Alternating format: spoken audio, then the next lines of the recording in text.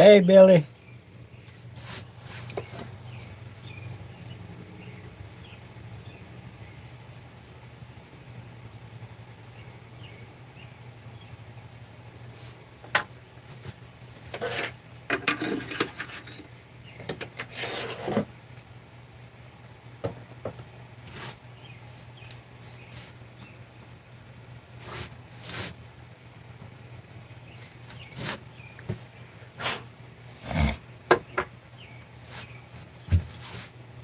Let's see where I'm at. Let me get my tray.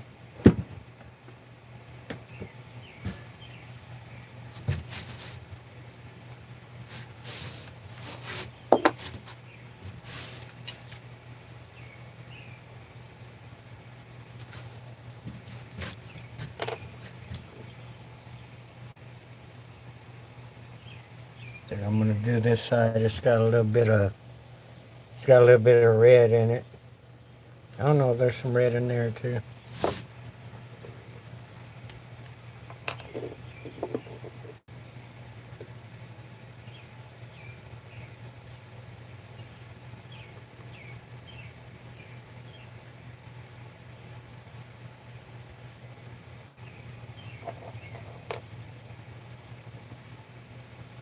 Yeah, I don't have time to turn these tonight, so I'm just getting them prepped.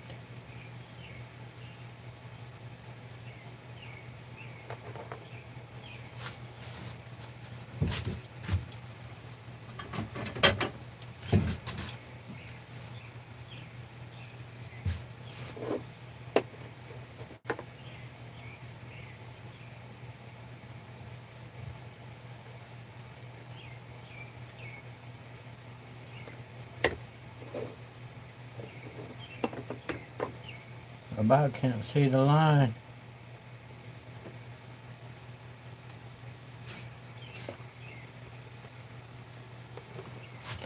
Yeah, I was bored, tired of watching TV, so I figured I'd come out here and work on this.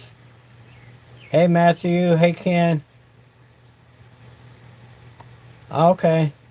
Well, hi, Ken. Happy Father's Day.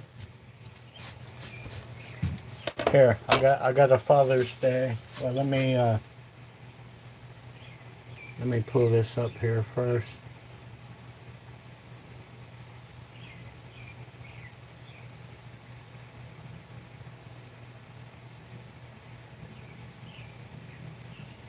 All right, let me see if I can turn this around where you can see.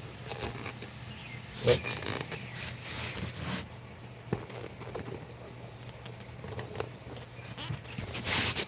I don't know if I can hold it or not. I gotta give time for my camera. Can you read it?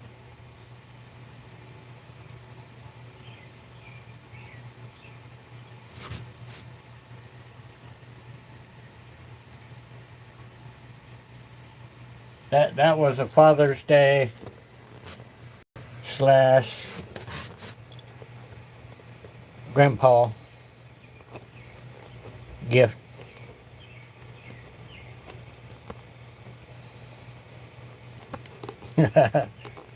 Yeah, I think my daughter bought it, but said it was from the grandkids. But I like it.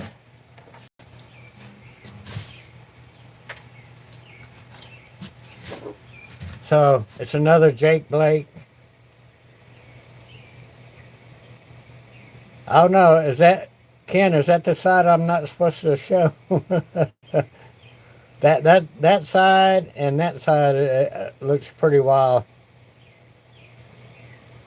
but that's the bad side. That one is too because it's got some cut marks in it. But it don't matter what the outside looks like. It's what the inside looks like.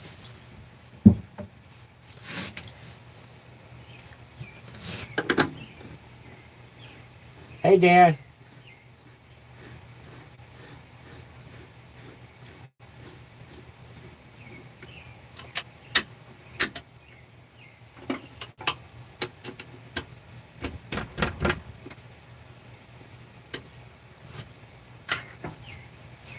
Okay, let me see. I need it this way. Let me, let me unlock it there. I just bring this up to keep it straight. Put a little dimple in the end.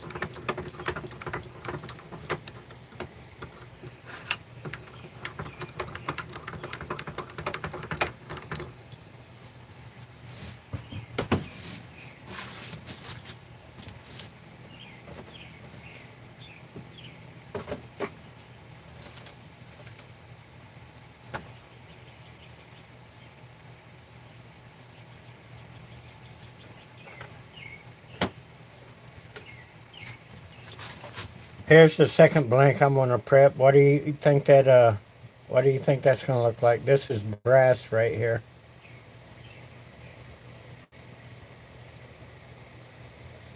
And I don't know what kind of wood this is. I got it from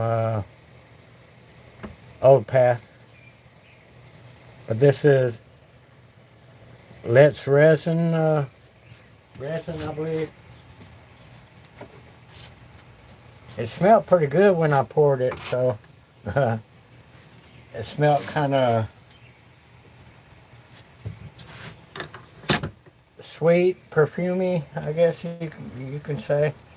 I don't know if any of y'all use Let's resin.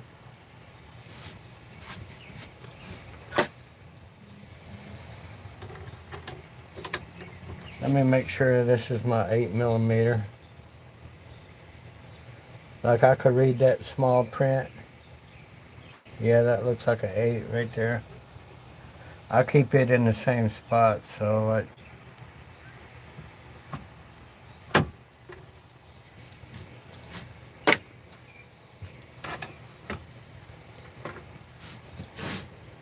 this blank's made out of Lumelite Clear Slow.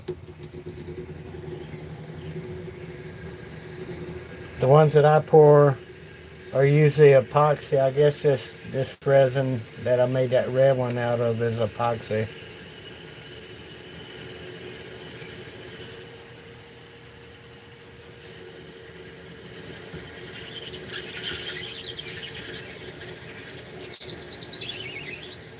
I think I'm drilling faster than I normally do. Let me.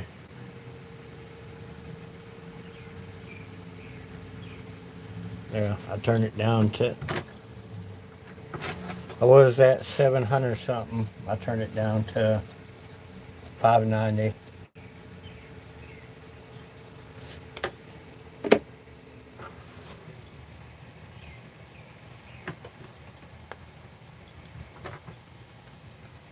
I don't know how far. Well, I'm just gonna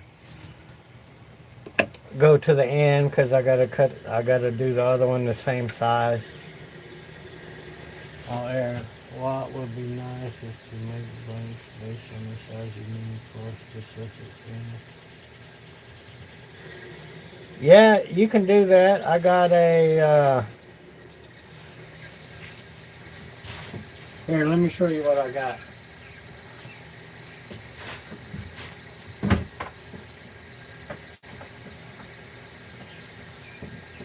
Ew, I don't know where. I don't know where my small ones are.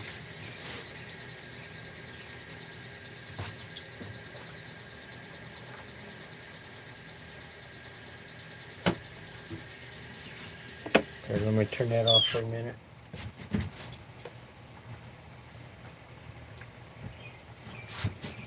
So, let me see if you can see. If I want to turn, this is for a Sierra pin.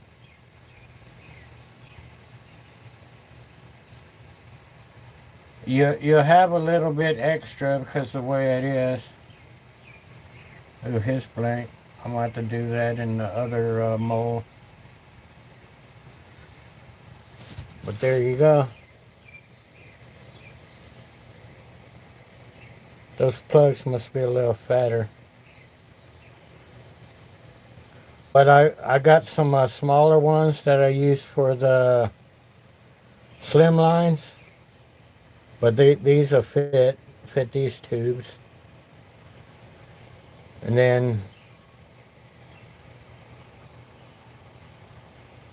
then you just have that little bit to turn off.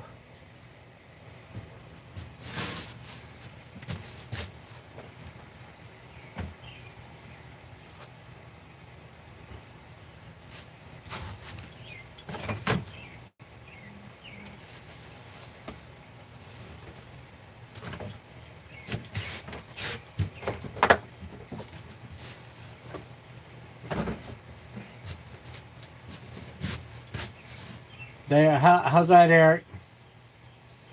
Hey, hello, Amy. Who else is coming in here? Oh, thank you, Amy.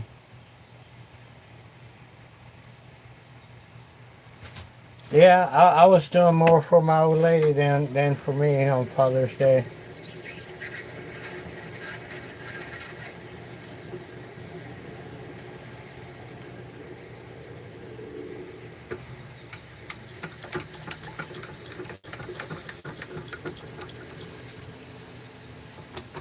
It's the only thing when you go deep in there, you got to pull out a lot because it likes being caked up in there.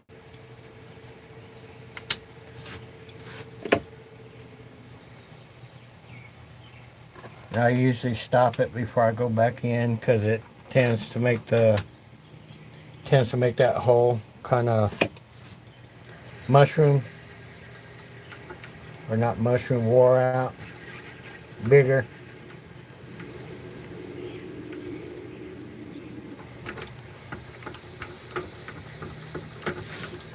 Yeah, you could see how caked it is on there. And that was only, I didn't even go in very far. I just don't want to travel out.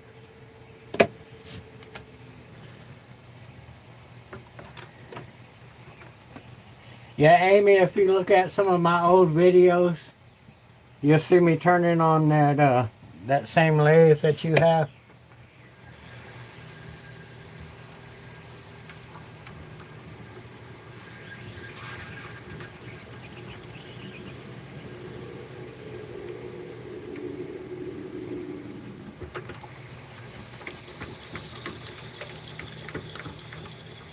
Man, I come out in the middle of the day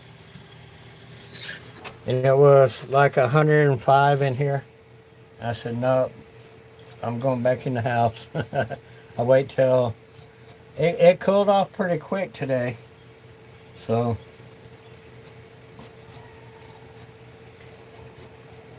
still, it's like 84 in here now, which to me, that's tolerable.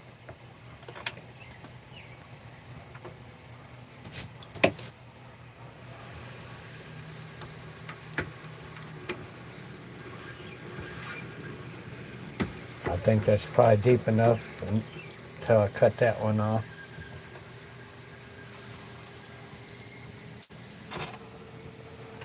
Yeah, I don't have a bandsaw, or I would cut these on a bandsaw, but I got my coping saw that I use. I think I'm good enough to at the hole. That's 2 1/4. Oh yeah, that's plenty. I usually take that in to catch it so it don't fall. Looks like I drew the line kind of crooked, but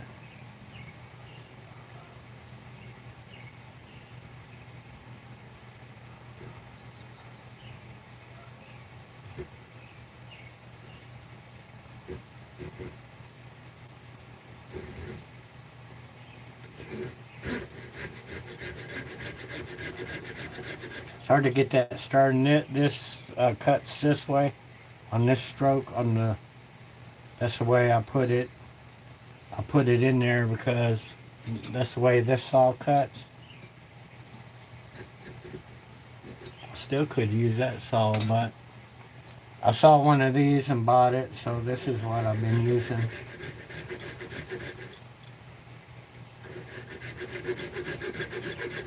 And they're small enough, they don't take forever to cut.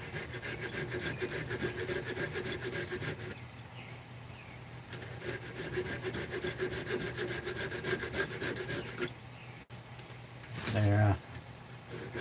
We'll see what it looks like after I finish cutting it.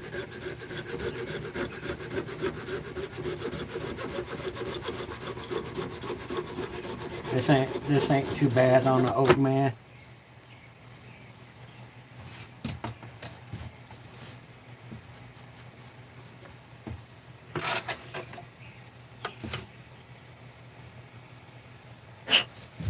That ain't too bad. It's a little crooked, but when I send it down, it'll be good enough.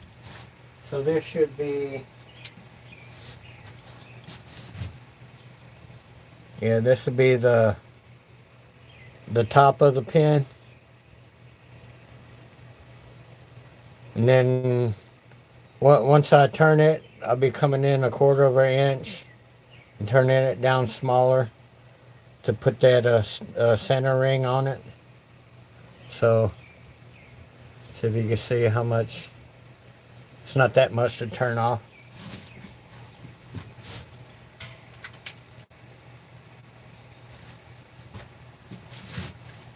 So, I don't see the line. Yeah, I think I'm gonna have more to turn off. I could straighten that out. I think I will.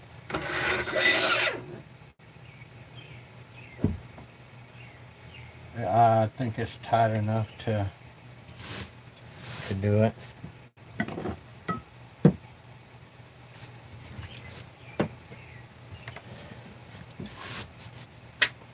As long as I don't take too much off.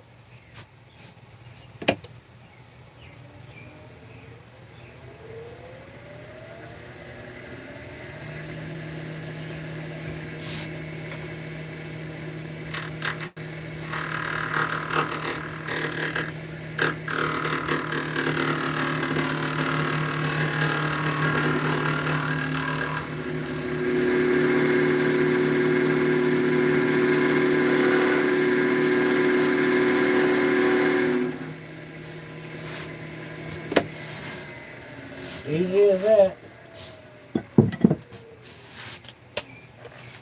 Oh, my shield's dirty. It's like looking through fog. I need to take my dryer sheet to it again. Because it's been doing pretty good. The stuff hasn't been sticking to it very much.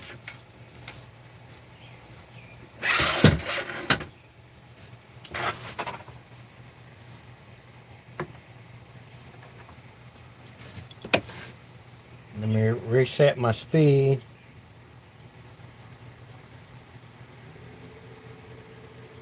$5.90, that'll work.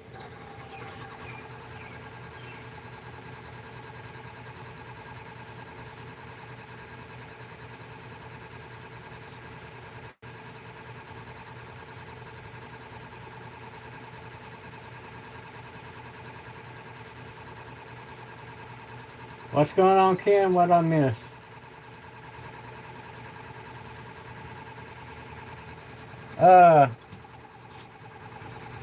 This one is a PKM-1.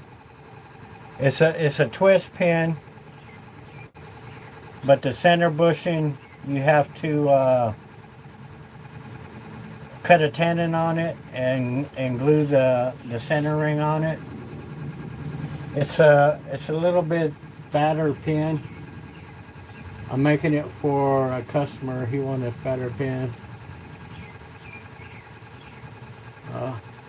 Let me look through here and see what Ken's talking about.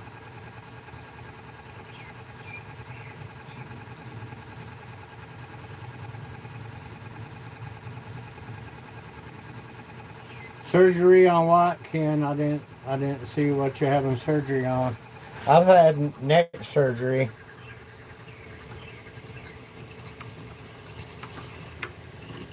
before, and it went pretty smooth. It was a regular hospital, but the doctor was ex-army, so he did pretty good.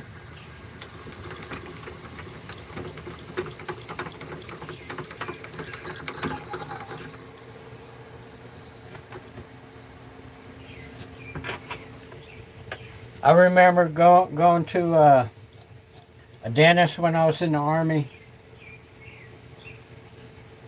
and the guy I work with, I told him, yeah, I'm going to see. I think it was a Major Carino. He was going to work on my teeth, and he goes, no, that's Killer Carino. He said a guy went in there that had dentures, and he wanted to pull some of his teeth, and that guy was just messing with me. But I was young. I was 18, 19, I think, and he was just trying to scare the hell out of me. Lower back. Yeah, my old lady, she had back surgery. She had her back's bothering her right now, but I think it's one of those that you can't really fix. She's got scars and everything on her back, but she had neck surgery too, and they did pretty good on her neck.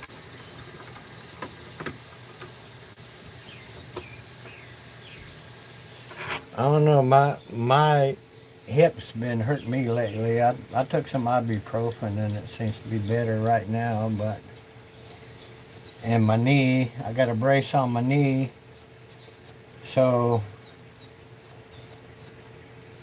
I was limping because of my knee, and then I was limping the other way because of my hip, so I was probably a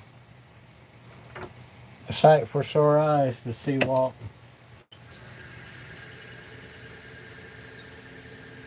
11 Bravo, that was infantry, right? Mine was 32 Delta. I was a station technical controller, which was communications.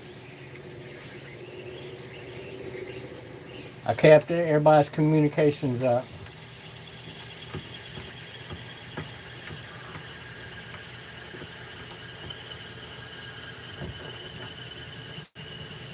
Yeah, no, I think I was only 17 when I went in the army, so I weighed 110 pounds, and when I came out of basic, I weighed 130 pounds.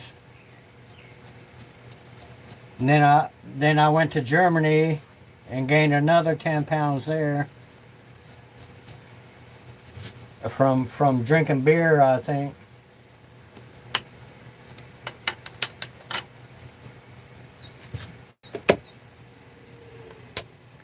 Let me see if I went in far enough.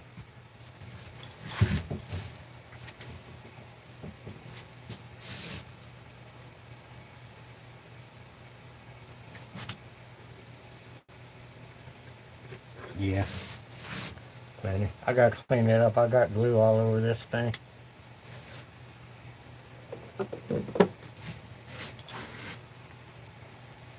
Yeah, I had it pretty easy in the army because my job, I was in the air conditioned building. But other than that, when I was stationed in Germany, we didn't do PT every day. We did it every so often. We had to do the battalion commander liked to run, so we did running. But when I was in Germany, I only went out in the field, on bivouac one time. So, But that was pretty cool. That's why I got promoted when I was on bivouac. So I got up in front of everybody and they gave me my, not really stripes. I turned to E4, so I guess you could call it stripes, but it's not a stripe. Because my MOS had the soft E4. I was a spec 4, but there's also a corporal is the same rank, but because of my MOS, I was a specialist.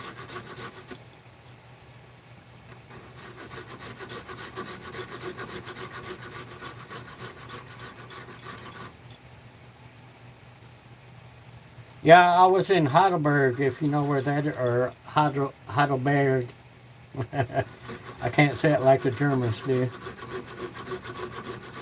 I was at NATO headquarters.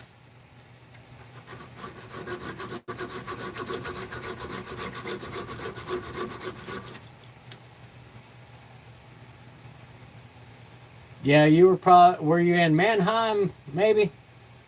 Were you stationed in Mannheim? Or K-Town?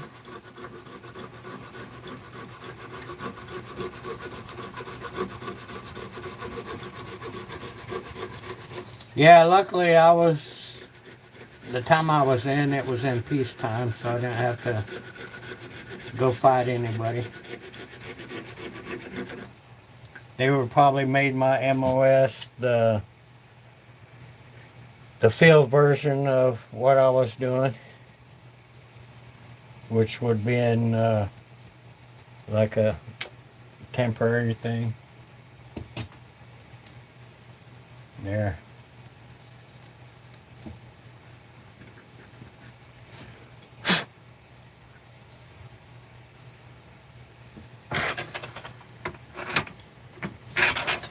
Yeah, man, I cut that side.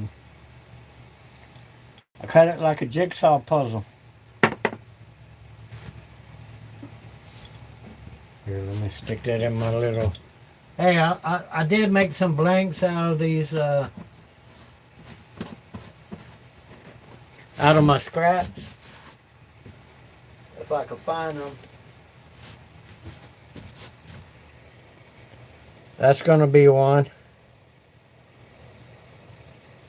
This was a cool looking, made a cool looking pen. I think these two are from Jake, and these two are acrylic. So that's going to be weird when I go from this to that. And then that's acrylic, that's a Jake blank, and then this is acrylic. So this material is a lot softer than this acrylic stuff, but that's going to be we'll make a slim line out of that one of these days, whenever I get to it. I got this pen and that red one to do first. Yeah, yesterday when I made that premiere, I was out in the shop and I saw that I forgot Mike is making stuff, does a live on Saturday night, so I said, well, I'm not going to do a live while he's doing it, so I just recorded it and did the premiere this morning because nobody else was on this morning at the time. Yeah, I've done quite a few of those. I call them Frankenstein pins because they're different cutoffs from other.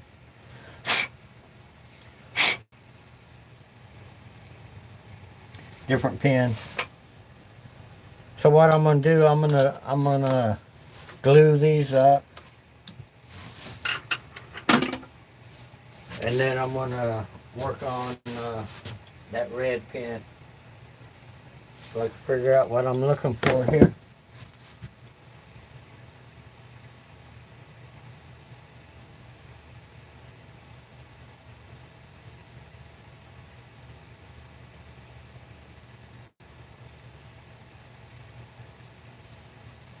Yeah, I used, I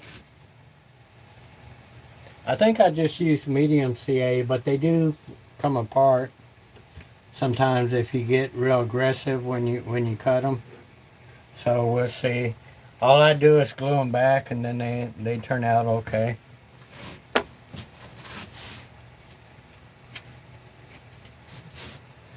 So I just got to make sure I glue the right one in the right the right slot. I put a new tip on there, but I think I'm gonna cut it down quite a bit.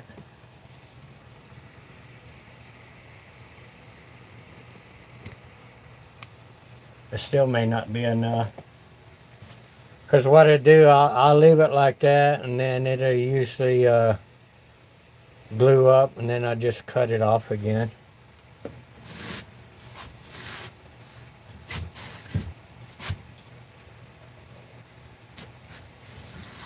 Yeah, I already got glue on my finger, but I'm going to put a glove on this time.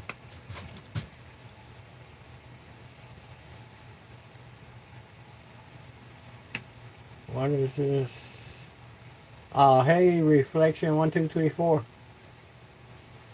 T5R. Tim, I've never had. Have you ever had Jacob's coffee? Reflection. It's a German coffee. I gotta look and find and see if I could get some of that.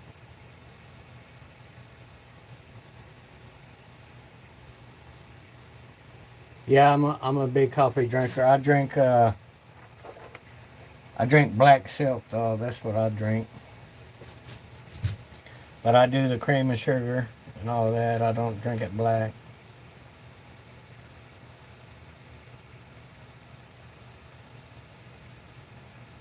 There it comes. It's finally coming.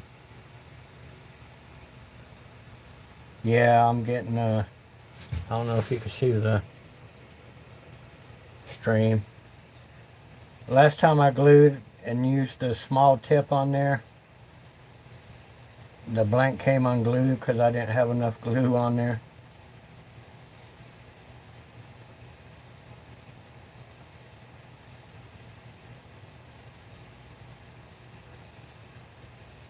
I just put a zigzag pattern on there. Well, this end's flat, so I'm going to go in here.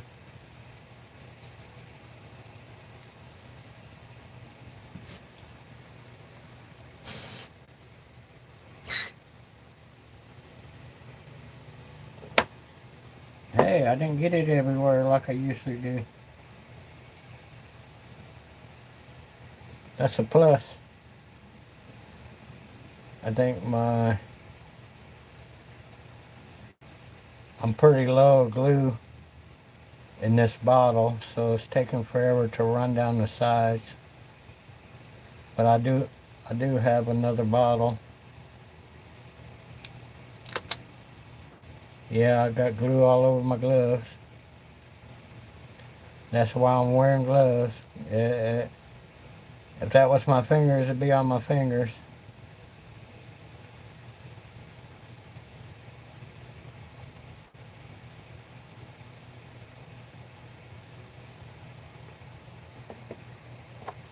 I should have a flat end on here too.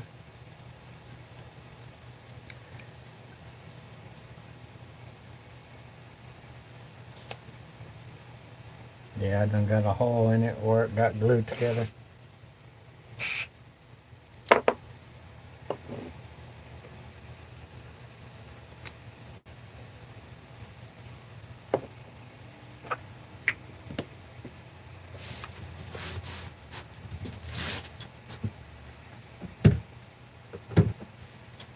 Well, that glove's toast. Everything's I don't know if it even helped.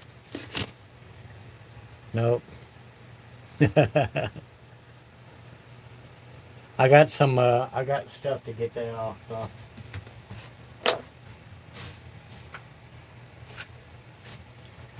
So I'm gonna work on that one. And this is a slim line, but this is PKSL. I think this is the one with the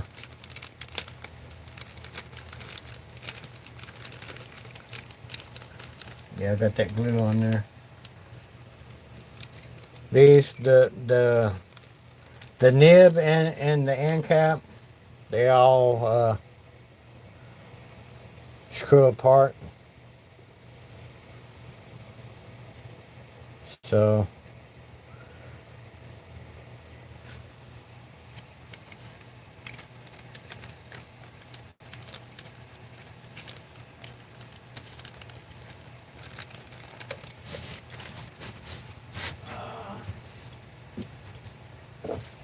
you know, I'm gonna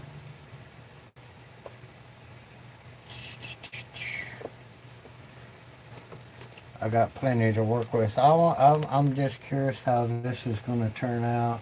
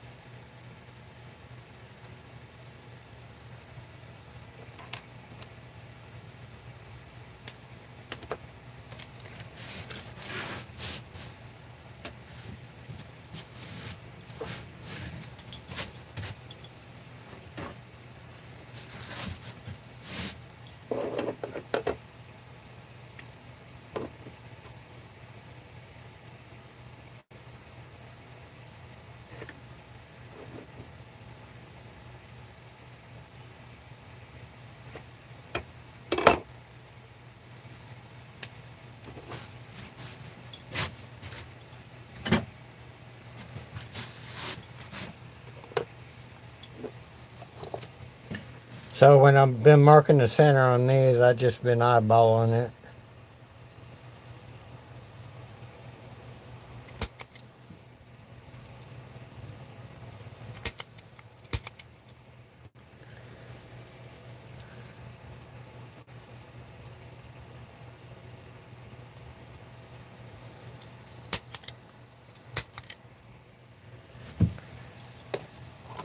Cool beans, so it don't matter which way I go.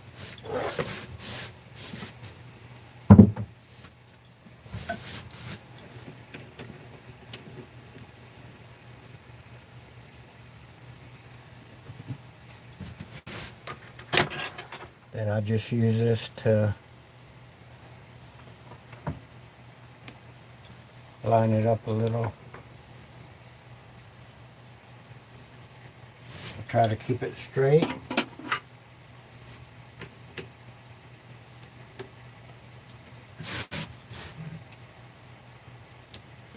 I think this was the first chuck I ever bought. It came with these, and it came with a set of these.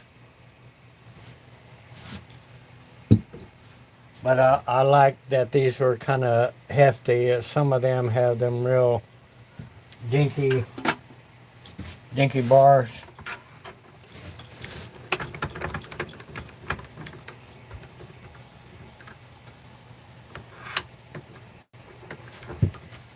Hey, the turning merchant.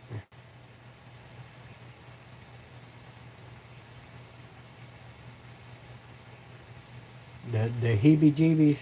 The hobby-jeebies or heebie-jeebies?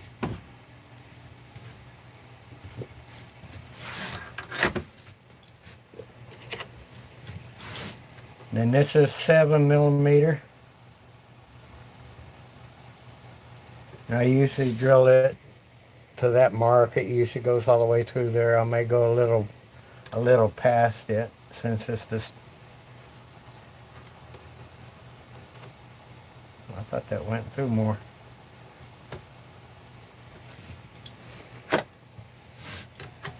I thought you were taking off somewhere, Ken. Yeah, the heebie-jeebies. No, I drink the monster coffee, the mean bean. That's the one I like.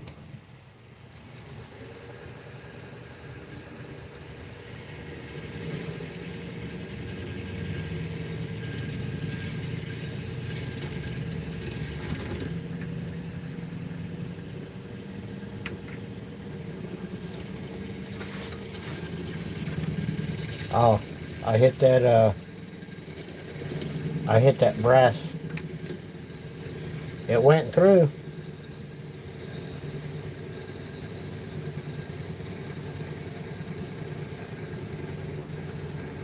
I was wondering why it was like, it didn't want to cut anymore.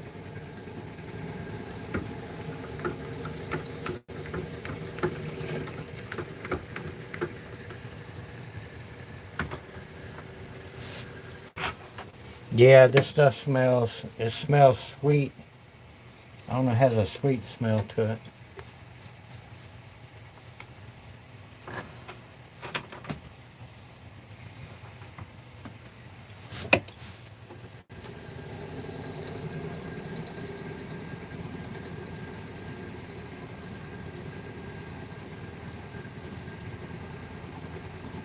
I don't know what that is there. Hey, Tina.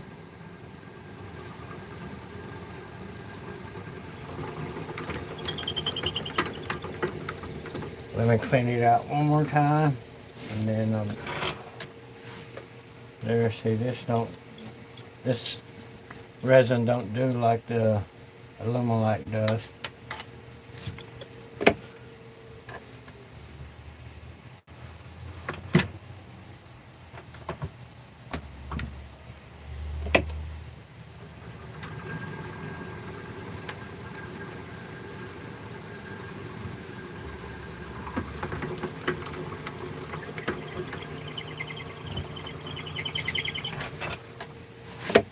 Sound like a little bird.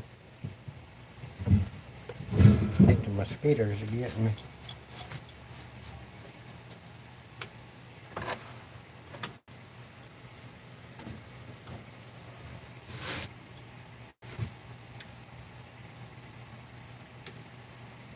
No, I need the top here. Oh, come on now.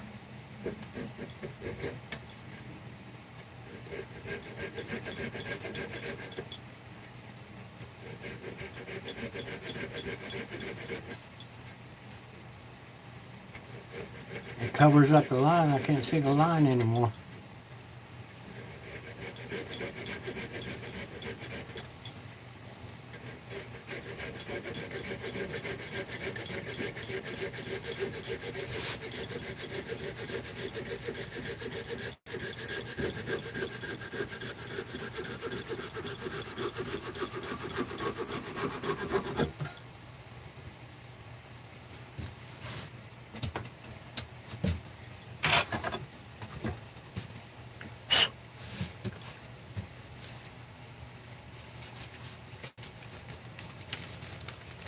All right, let's check it. I used to cut these too short. Ugh. Oh, that goes in good that way. Don't want to. It's stuck now.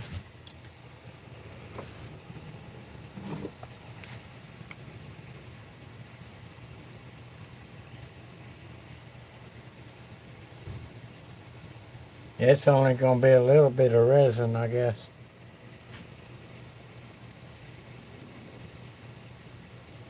Oh, that's weird. It won't go that way, but when I go this way, it goes in. Here, I'll just leave that in there.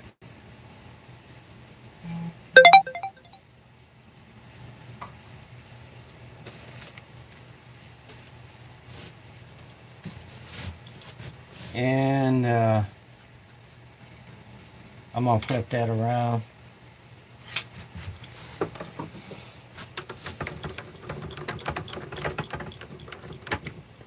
Because that way, when it comes out, it's coming into resin. That it's not coming out. This material ain't that bad, but when you do acrylic, if you drill and you come out, it blows it out. So if you didn't cut long enough, then your blank's messed up. Whoops.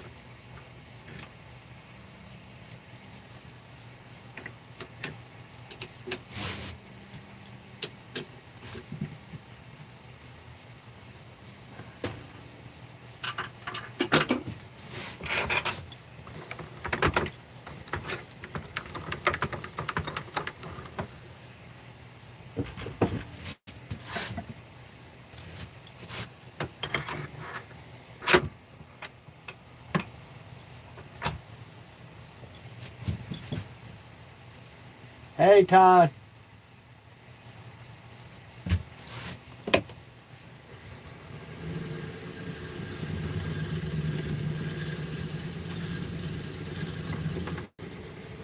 Okay, I want that aluminum.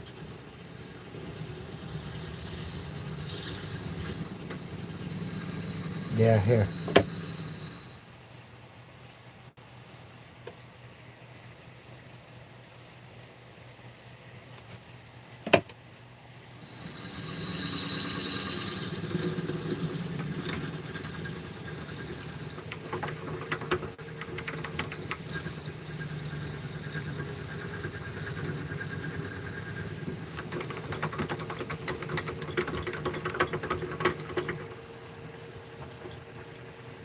Oh, it's going on 9 o'clock.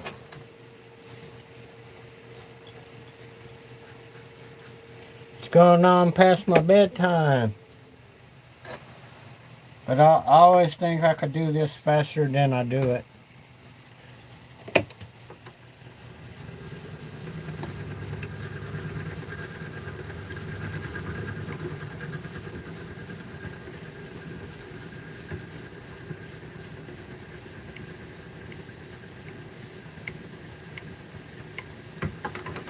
See, this one, all the shavings come out. But when I do that aluminite one, it stays caked up. But see, that came off pretty easy.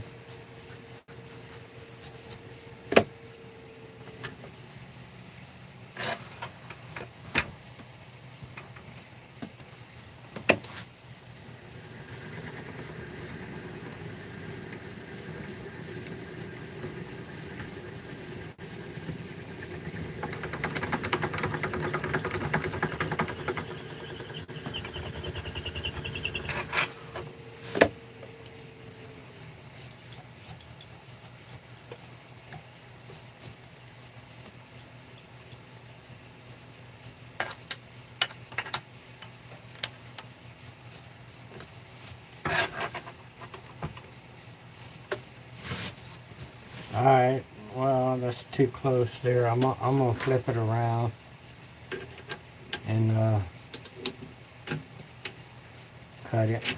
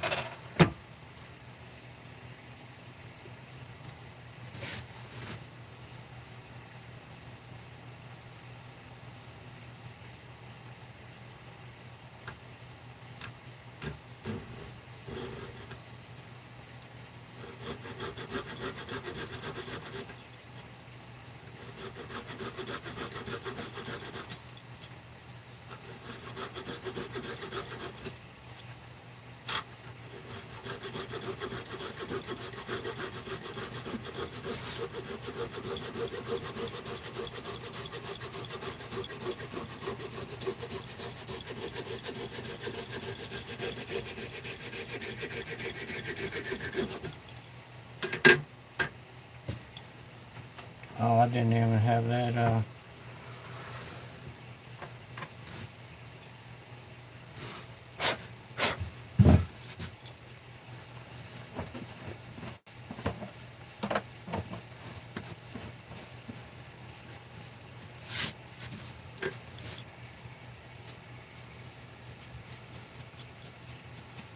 I just hang this overhead. I gotta hang it on a nail from one of the roof shingle nails.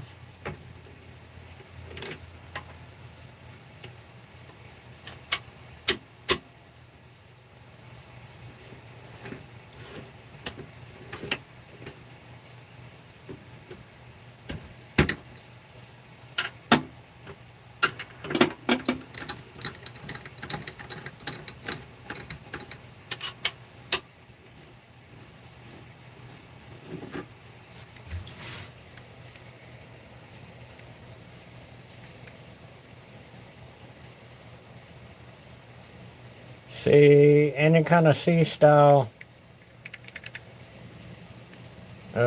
jaws you could put on there. I need to get a set of cold jaws for it, but I want to get. I got a chuck I want, a one way chuck. I think I may use it for the cold jaws.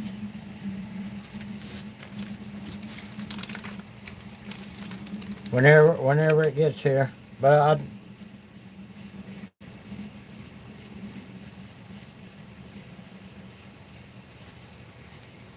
yeah, I think it's that piece of brass in there that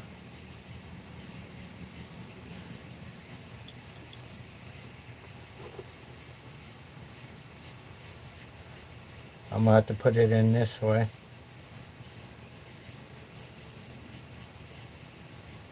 I don't know. I think I'm going to send that off, send the resin off. Yeah, I think I'll do that real quick.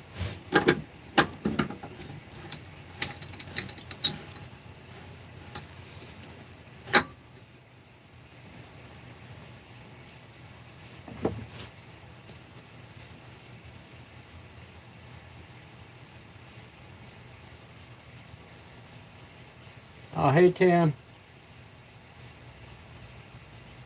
Mike. Oh, hey Mike D.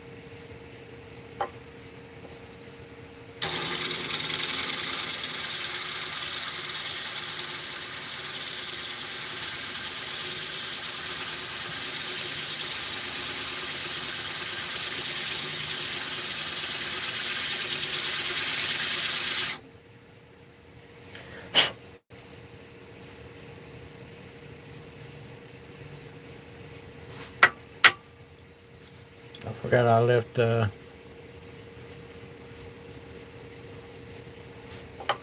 left the tube in there.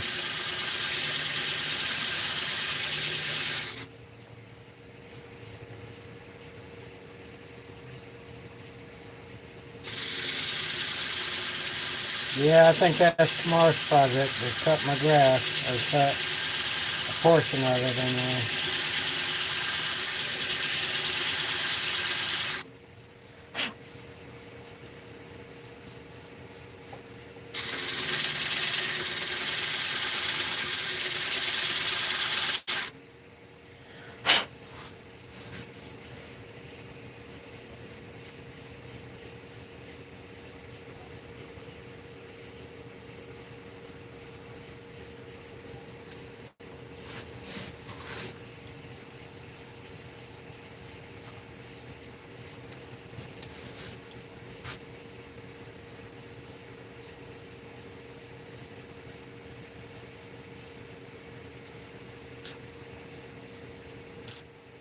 Yeah, I better do this one too.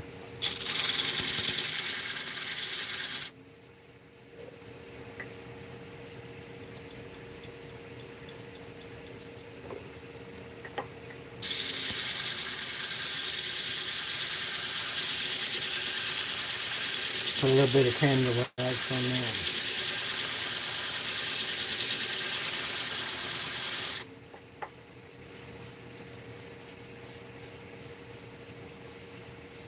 Oh, Vicodin? Oh.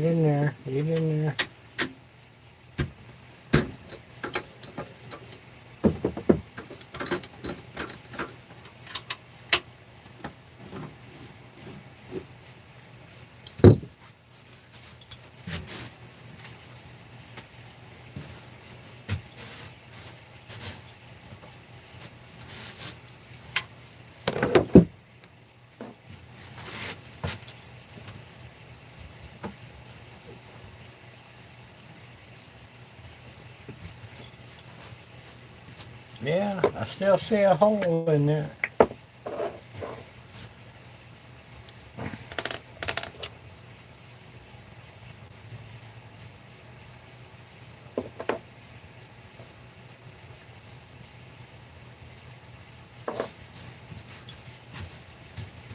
Here, I'm gonna get a thicker glove.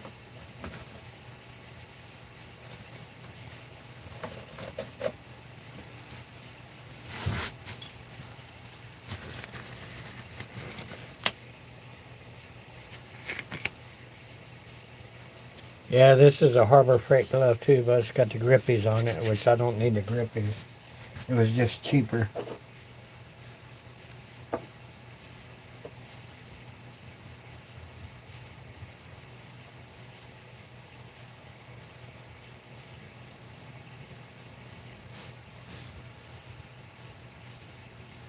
There it comes.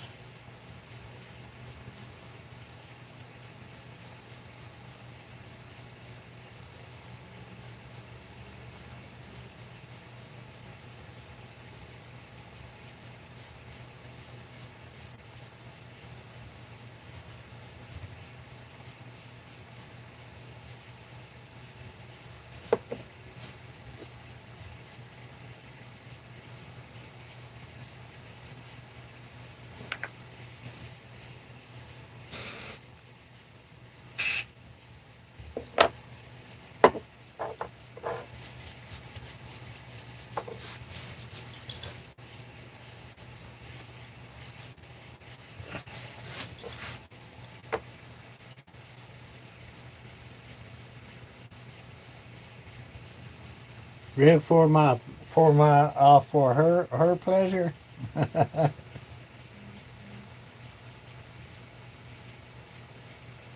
Yeah, my glue's about empty, so it takes forever to come to the tip.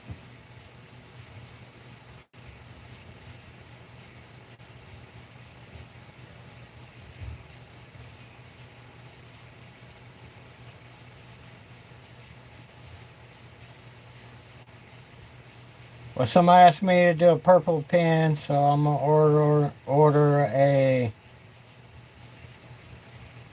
purple blank, acrylic blank.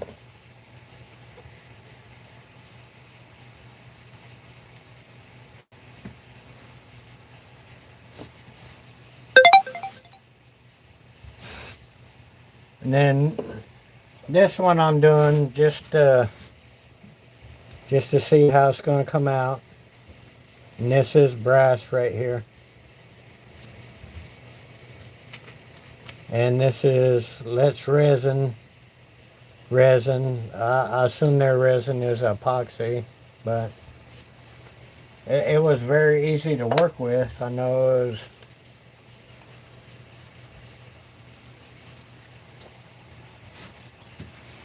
So those are done.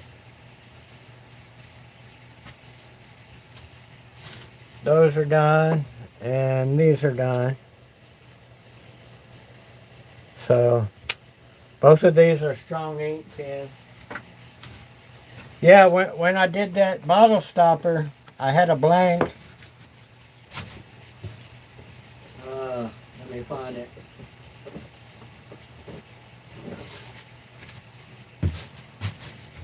I had a blank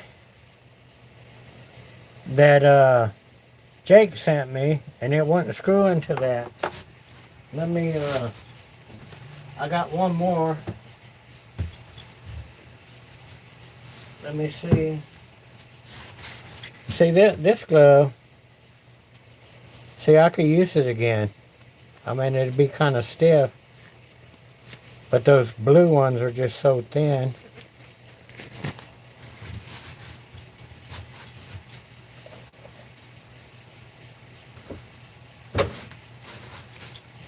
Yeah, they delivered strongly. That company delivered it to the house. I didn't get it in the mail, but in the past, I got it in the mail.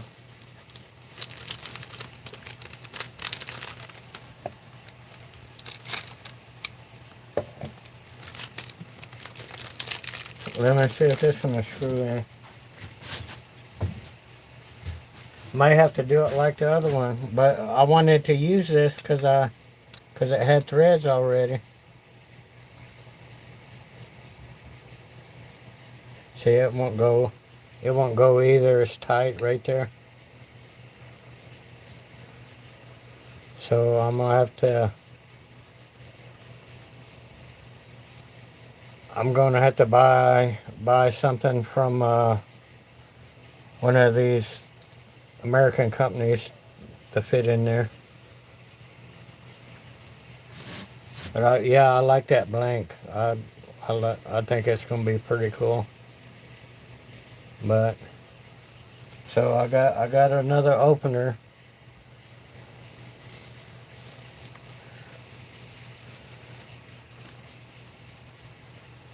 Yeah, I didn't use one of these because I thought it'd be too small when I turned it round. But I have to measure that, I guess.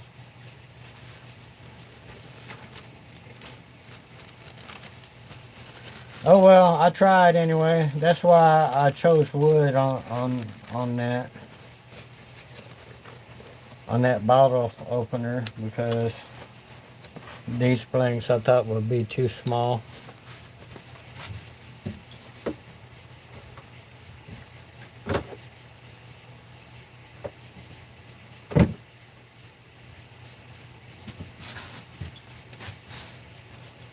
Alright, that's I think that's all I'm gonna play tonight. I don't know, I've been sleeping most of the day. I ain't really tired. But I need to. I need to sleep because I get up so daggum early.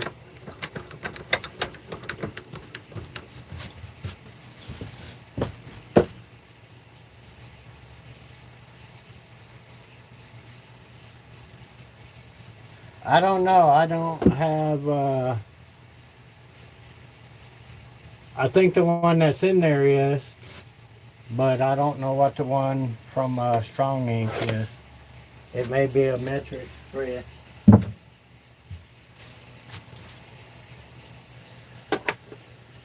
So I'm just going to order. I may order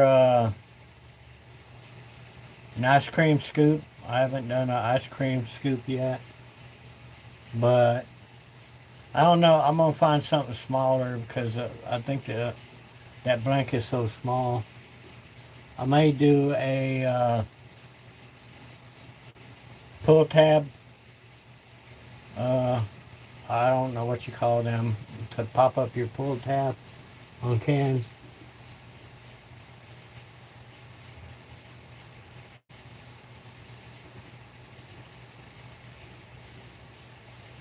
Hi, Ian.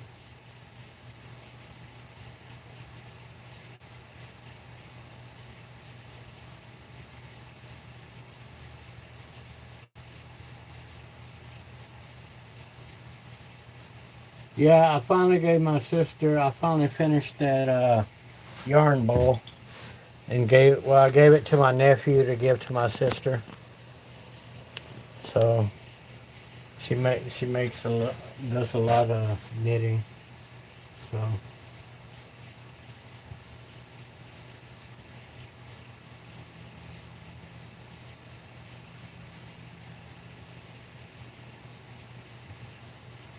yeah, I think Strong Ink's got the wine stoppers too. They got their ice cream. What they call ice cream scoop is to me it looks like a spoon. Yeah, this is it. I mean, it'll work.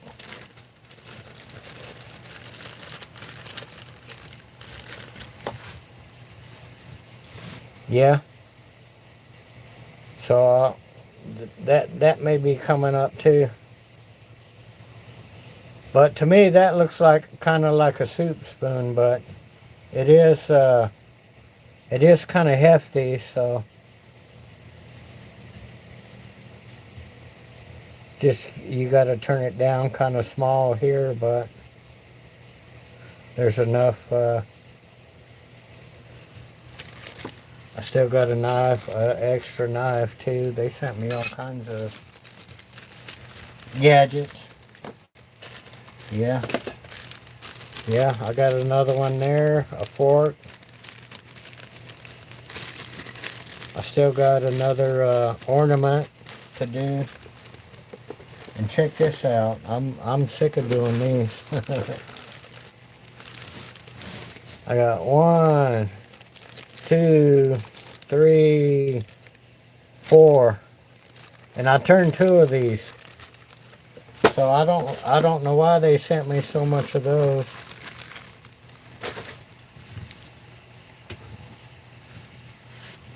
But I'm gonna do one out of this. This is from Gotwood. Yeah, because it's such hard wood. It'll be good. So, see, 8 inches. I think they're about 8 inches tall. Yeah, and then I could make a little box out of this or a bottle stopper, either one. This would be good wood to do the thread chasing on. I think the thread chasing would do good on this wood. Make a little box with some threads on it. And the lady wanted an orange one. I wonder if that orange be good enough for her.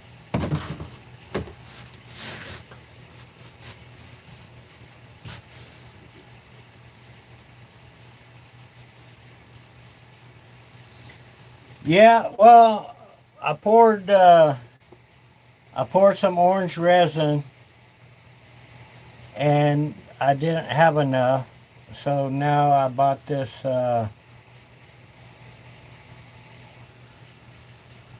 Lathe resin, and I think it'll be too soft, but I may try it. I may try it on that. If not, I'm definitely going to do it on that Osage orange.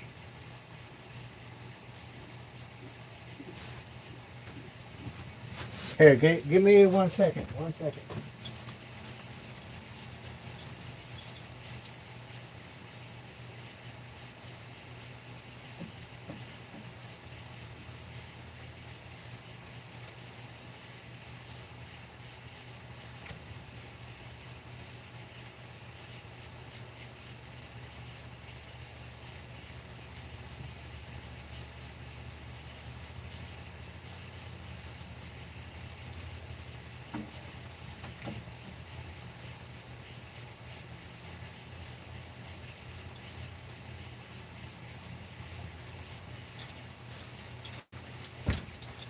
All right, I'm back. I went in the house. Here's one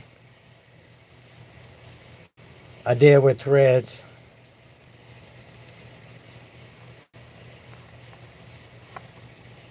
See, I could do the threads real good here, but these, I have a problem doing these. Well, for one, I put a gap in there, but I don't guess it was good enough. It's a very shallow, it's functional, but you can't put anything in it.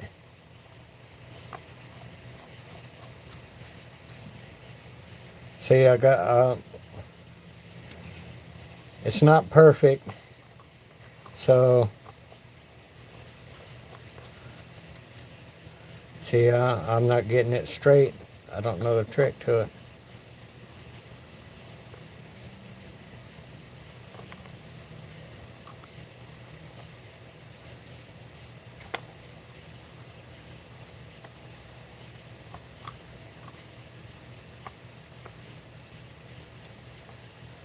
It's like, I think I need there we go. It's tricky to get it started. But that was what the bottom of the cup looked like, so I left it on there. But that was stuff I poured, and you could kind of see through some of that. But that was one of my tries with resin because I gave up on wood. I didn't have hardwood at the time. Hey, old pal. I know I've seen a lot of people do these, and to line it up, they they'll like shave some off, get the lines to match up. Uh, the Wyoming wood turner. I don't know if you ever seen him. I think he's in Montana, but he's called the Wyoming wood turner. I think that's where he's from, but he's got videos on thread chasing. Uh, that dude from Georgia, I can't think of his name. Mike Peace, yeah. Yeah, that's the dude from Georgia. Yeah, he's got some, but the Wyoming wood turner, him, uh, Thomas Slav, Richard Raffin, all that, they do collaborations together. I'm sure Richard Raffin, he's probably got some thread chasing videos too.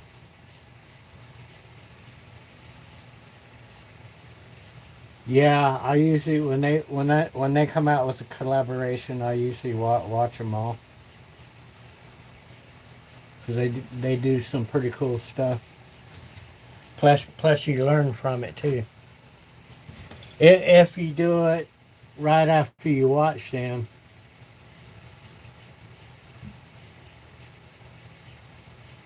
Oh, hey Jonathan. Yeah, that's my full name too. My full name is Jonathan. So when I see Jonathan, I think it was referring to me too. But nobody calls me Jonathan. Only Uncle Sam.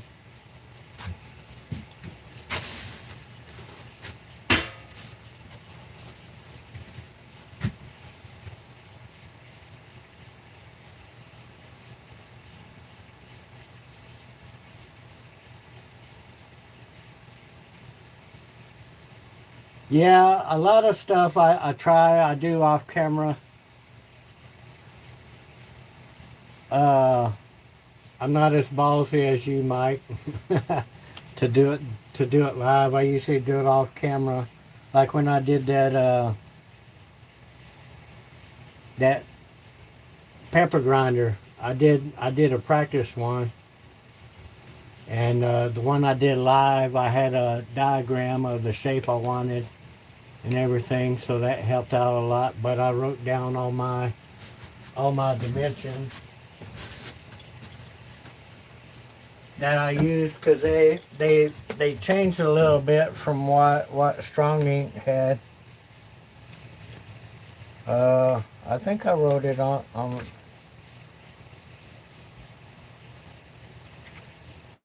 Oh yeah.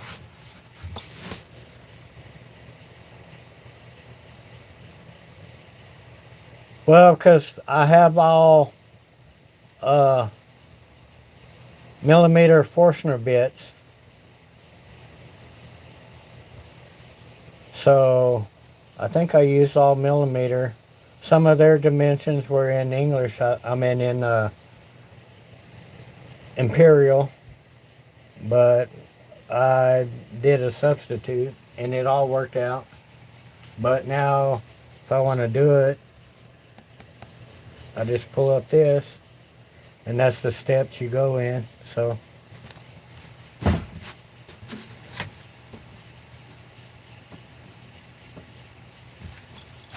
But I did make one of those uh,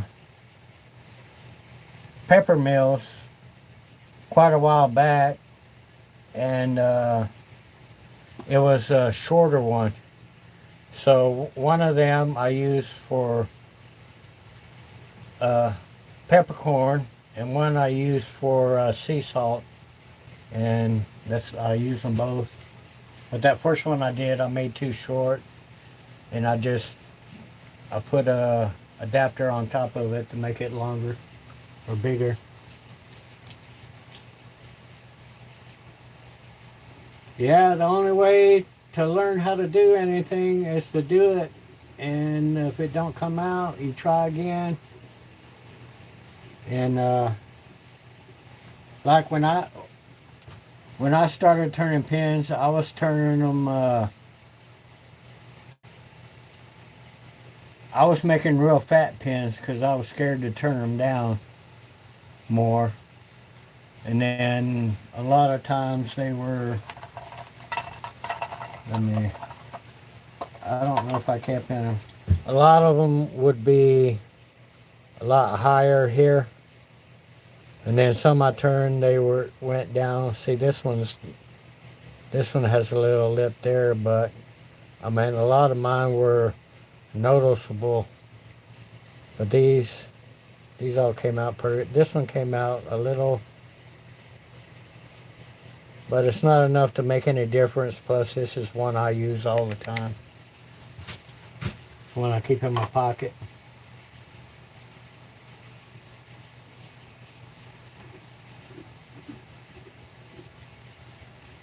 No, I've seen some of your stuff fly apart, but like, I don't know if you were in.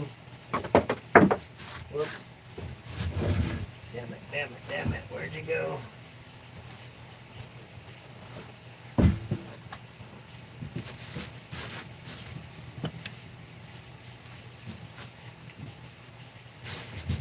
There you are.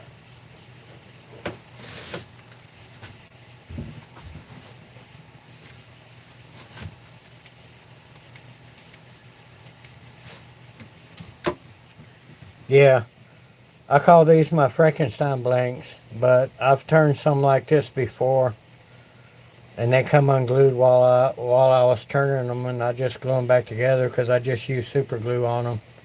I did leave them clamped together. I mean, I glued them in straight activator, but I did keep them pressed together overnight. But it's two different resins, so it's gonna be a little tricky but manageable.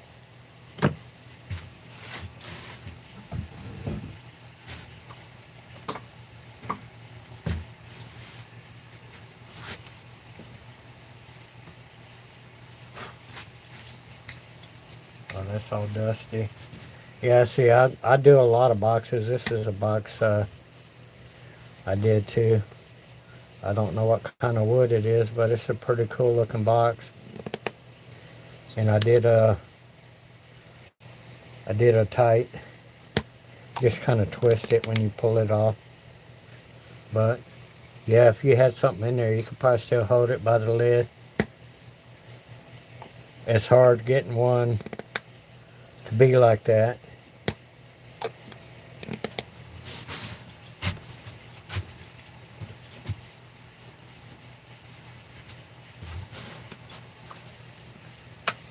Then I got smaller ones that I turned the lid too small. But I did it like this so you could pull it off.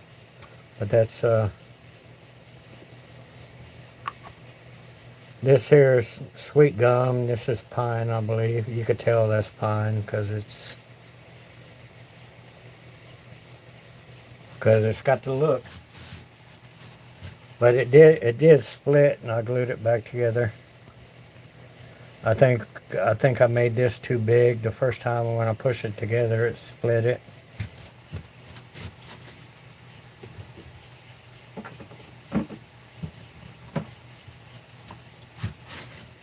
Then of course I had to do an egg.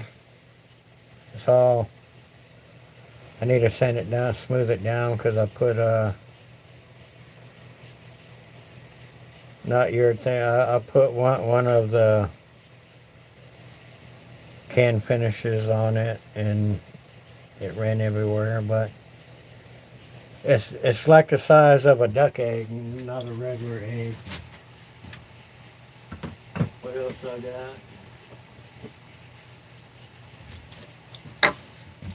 Yeah, that was my other. This is resin. This is Osage orange, but the threads in there didn't come out very well.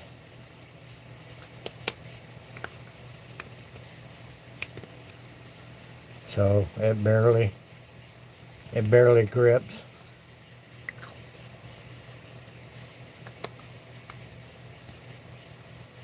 Yeah. But resin comes out so nice looking. You can polish it up, and usually on the top you'll see rings on that, but it came out. You see the little dimple there a little bit, but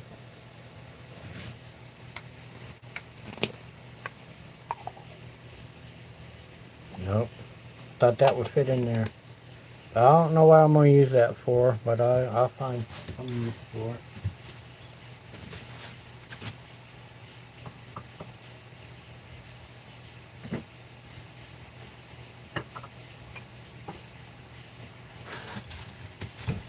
Then, if I can find it,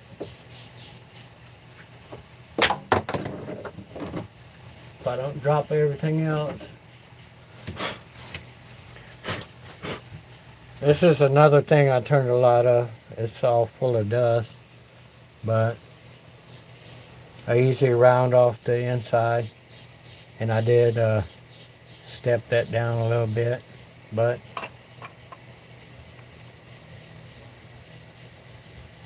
what you could put potpourri in.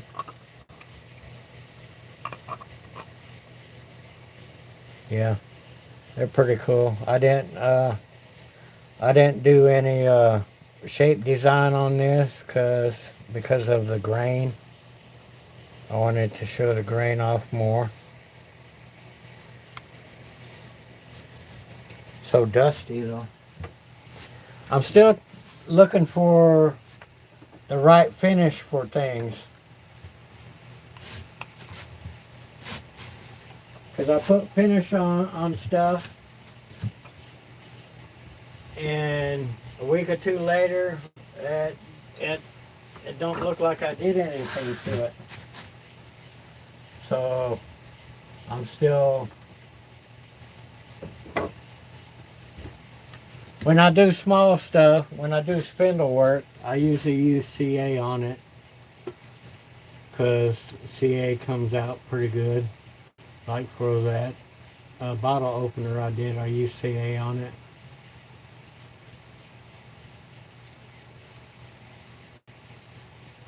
What do you mix with tung oil? I mean, I have tung oil.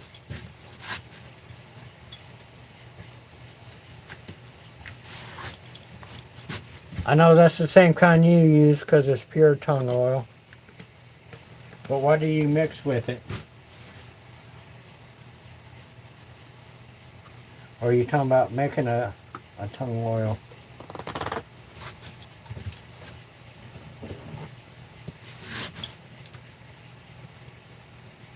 Yeah, I was going to do that, but I saw the price of citrus oil. But I guess I might as well splurge and get some, I guess. Does that make it soak in better? The citrus thins it out so it'll soak in.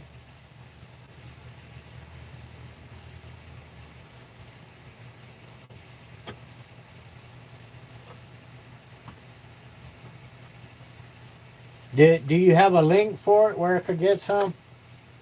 I mean, I could look it up and do it later, but if you have a link, if not, I'll probably look it up anyway.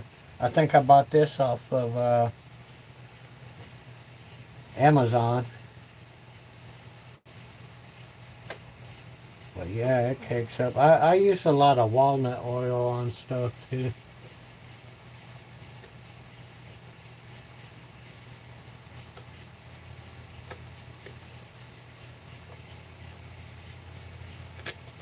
I don't know the shelf life on tung oil. This one ain't that. It looks old as hell, but it's just the way it looks.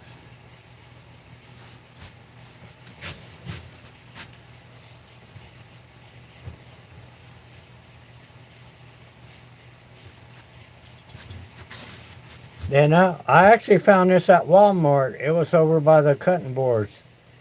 So I bought me a bottle of it. It says it's got coconut oil, beeswax, pure mineral oil, and vitamin E. But it's just, it don't really have a smell.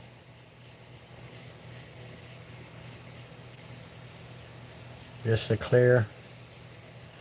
I know they say mineral oil doesn't dry, but does it just make it spread easy?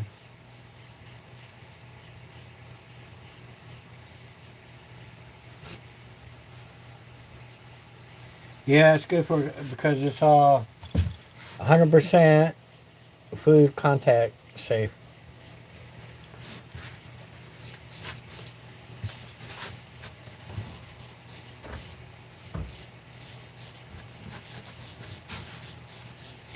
Then that's my walnut oil utility finish, which I put it in a smaller bottle.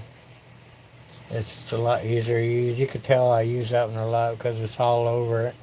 That one, I just spray it into there.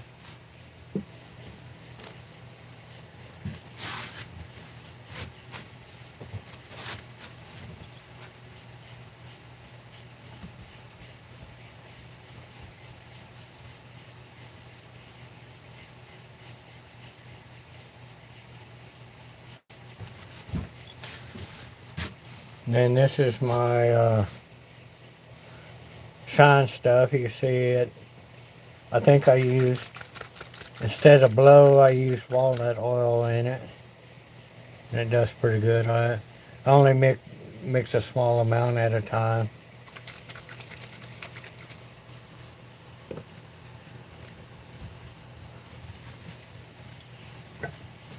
But I seen this one guy, when he put CA on, he used walnut oil with it too.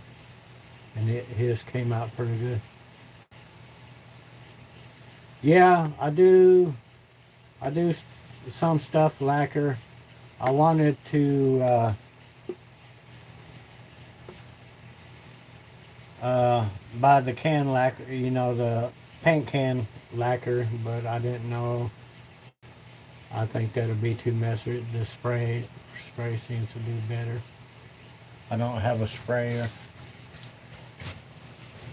What else do I use? I do have some slack. I do have some blow. I just don't, because I do all my, I mean that looks pretty bad. That's on my rags. I need to put more water in it, or probably dump them out.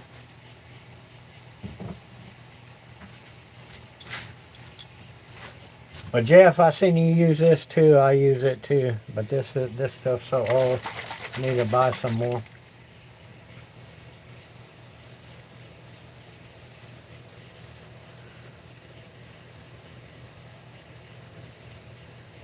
But I've had some wood. I put this on, and over time the wood turned orange.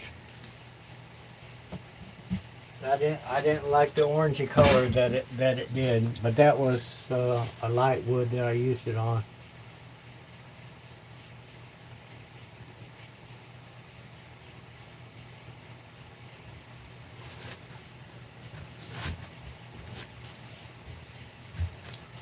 Well, I have this. It's microcrystalline, but I don't know do you how long you let it sit on there before you polish it. Do you let it sit for a half hour or 15 minutes or what? Because I never really get a shine from it.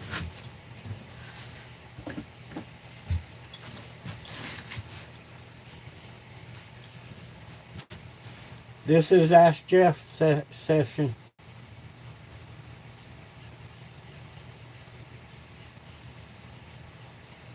I think I may let it sit on there quite a bit before I wiped it off. Let it dry to a haze. Well, how long does it take usually? Is it 15, 20 minutes or is it longer than that?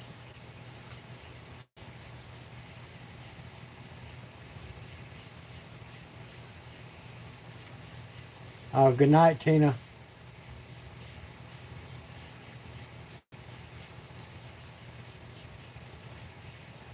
How you like that rag? It was in the bunch and it was they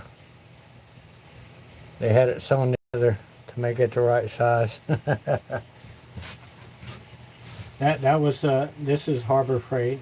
That's Harbor Freight for you.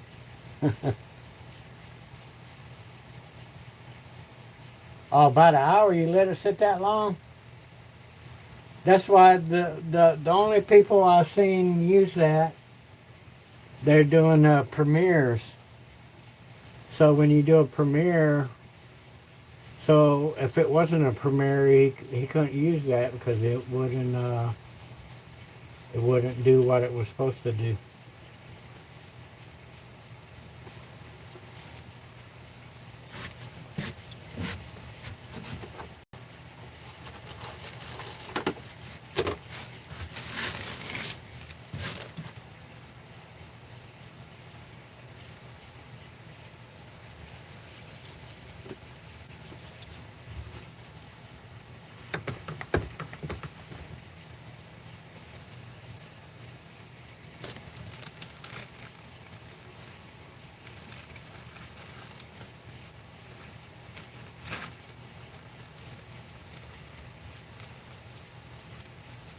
Where do you buff about 1200 or do you go faster?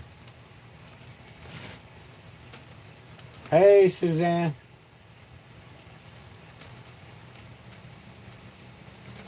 Yeah, Jeff, you're too busy on your lives to answer all these questions.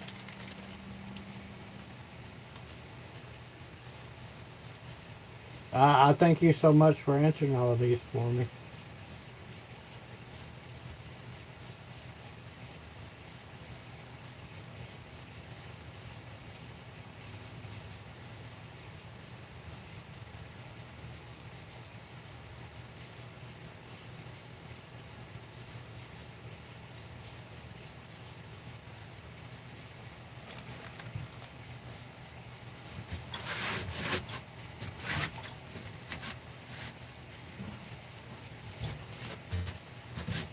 Yeah, because when I use this on my uh, on my resin or CA finish, I usually I do it slow about 600, and then after I buff that a while, I turn it up to 12,000 to 1200 and get some heat, and it usually makes it shine up. But that does have a little bit of abrasive in it. I could feel it when I'm using it.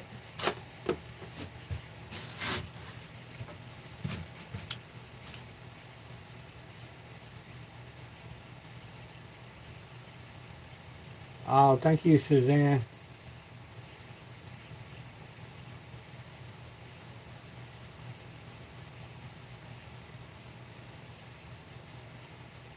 Yeah, a lot of times you're doing lives, Jeff. I'm at work, and It depends on what my workload is. If I watch it, but if I do watch it, it's just like in between. You know, I'm not that attentive with it. But if you're live when I'm doing lunch, then I could sit down and watch everything.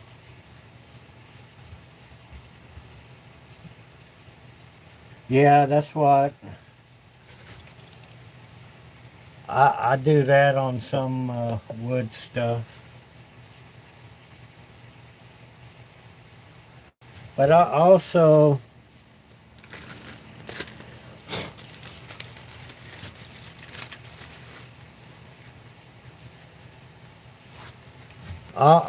use this a lot on wood, but you have to really speed it up to get the heat to get it to melt. I mean, I turn it fast to put it on there too, but you put this on and polish it down, and then to get it more shiny, you use this one. I think. I still got the card with it.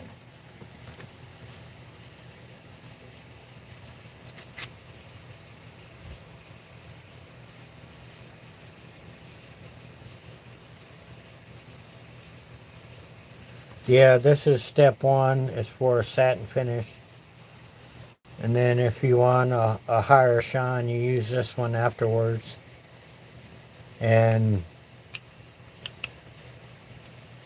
it's not very much of it you're using.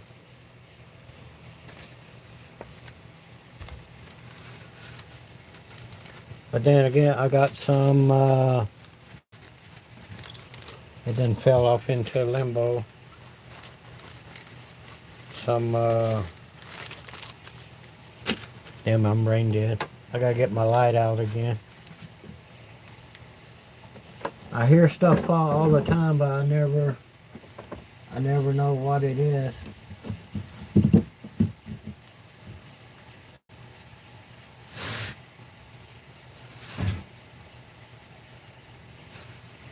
Well, I'll be. I don't know where it disappeared to.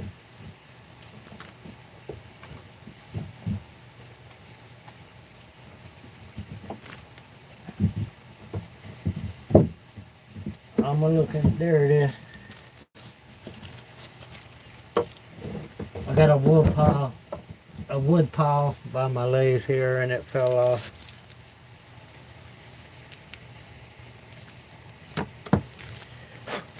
Yeah, it's carnauba wax. I like using it too, but it don't. To me, it don't shine like. I know it's supposed to make it harder, but it don't shine it as good as I like.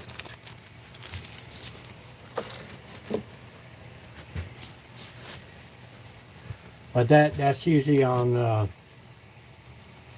tiny bowls or spindle work that I use that stuff on.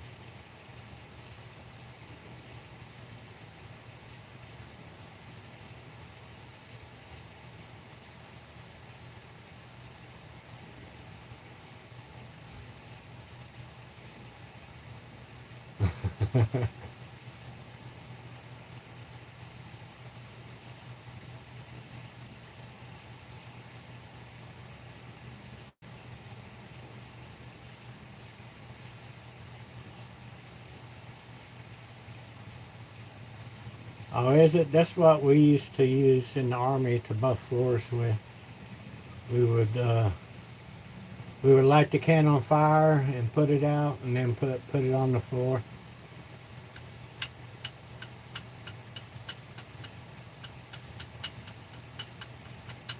But razor blades works real good at getting it out of the corners by the corners on the floor, because I had to do that too in the army.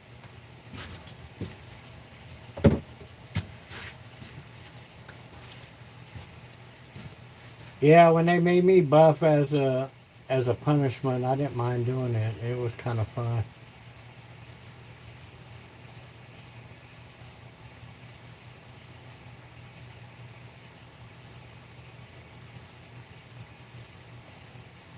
Okay. I guess that's my problem because I'm too impatient with a lot of this stuff to let the other stuff dry. But I do have stuff that I work on and set it aside and then come back to it. I usually leave the tenon on it so I can mount it back up.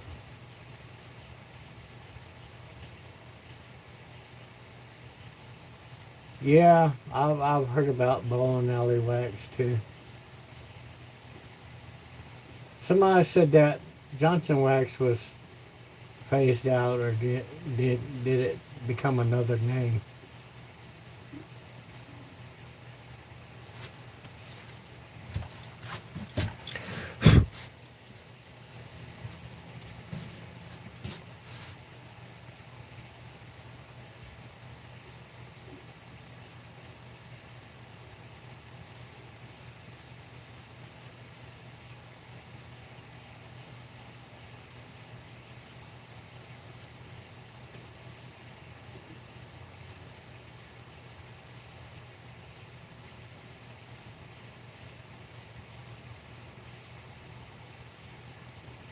I don't know. People say jets are pretty good, but I, my first lathe I bought, well, I bought a pen pal, which was itty bitty, and then I wanted to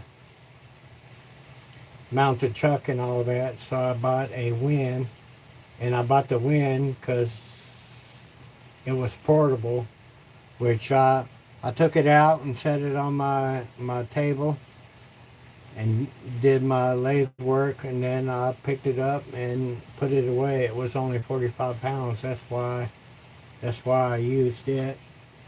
And now that I have a permanent place, that's why I got this bower, because I had the room for it. So it stays put where it's at.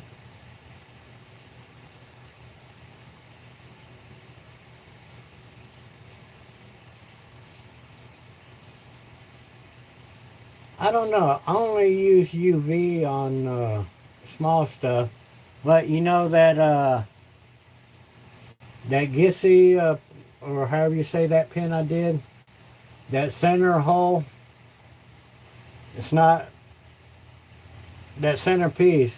The resin came out of it, so I used 2-part epoxy and just put some color in it, and it looks the same as the resin.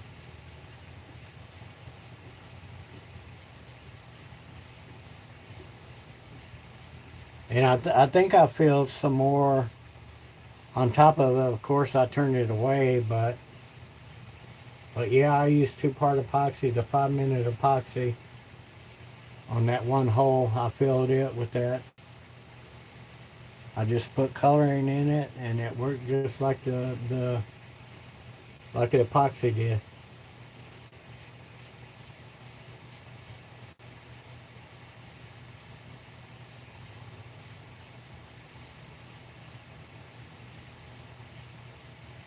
I don't know. I got, this is a 14, and where is my thing?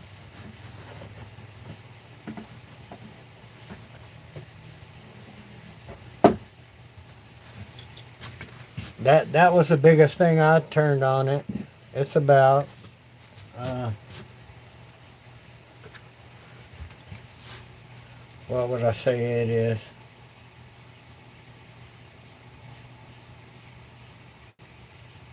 Yeah, it's 10 inches. But I actually used this the other day. I mean, this is glued on, and I put a tenon on it instead of a recess. But I put it in my chuck, and of course I can't turn the tenon completely off. I sand the rest of it off, but I need to re-glue that. I got some spray adhesive, but yeah, That's just a bunch of glue ups too. But I actually get to use it. I haven't been using my vacuum pump very much, which I want to kind of get away from it and get cold jaws and use them instead.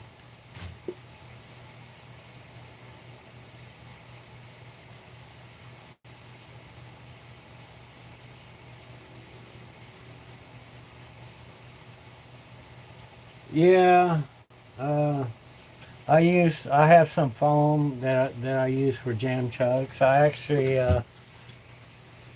actually folded up one of these and used them in a jam chuck, but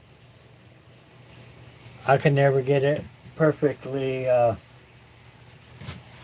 can't get the wobble out of it completely.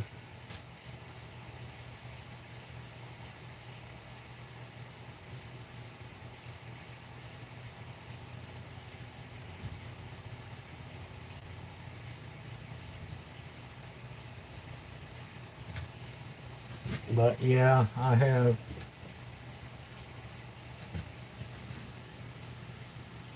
That's not a good example. This is one of mine that I use for a. I put the double-sided tape on it, but this finish on it is this stuff. So it's slick, but I usually don't turn it down any. I may turn that down every once in a while.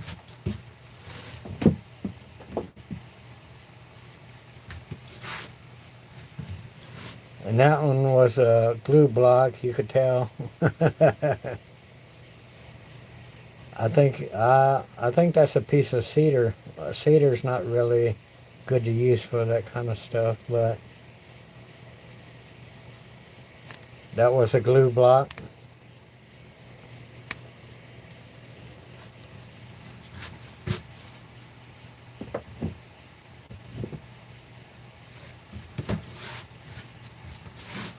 They're all full of dust.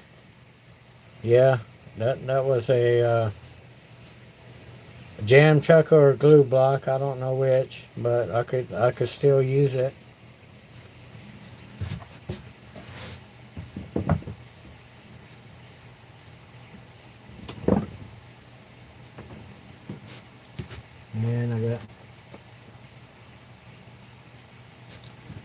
And that one I was just I drilled that hole, I think, to test that bottle opener to see if it was the right size or not.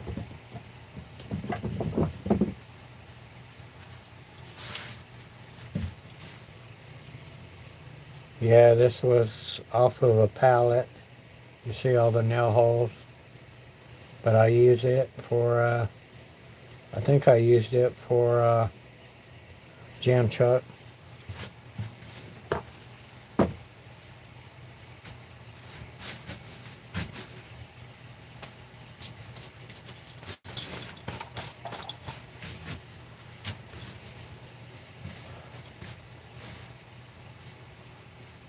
Yeah, here, let me show you my heat gun.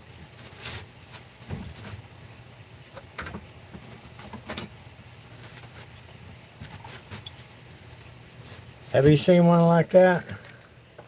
It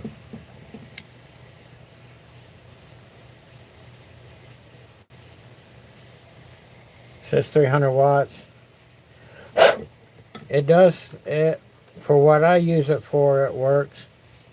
I use it to dry some of the finishes I put on too. But yeah, I've had it for a while.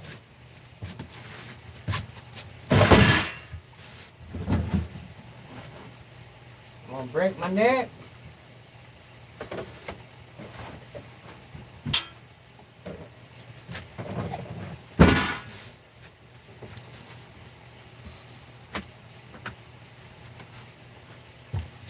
had my stool pulled out and I tripped over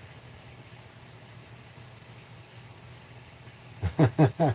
Hey, Amazon had it pretty cheap, and it still works. So Amazon does all right, except they like delivering to my back door. They don't like bringing it to the front door. So I get a notification that it was delivered, and I go look on the front porch. It ain't there. Say, okay, let me go check the back, and it'll be on the back steps. A lot of times I have to go around to get it because the door is flush with that top step, and that's where they set it. Yeah, I gotta run too. Jeff, thank you so much. I really appreciate it. I like watching you because I learn a lot from you watching you.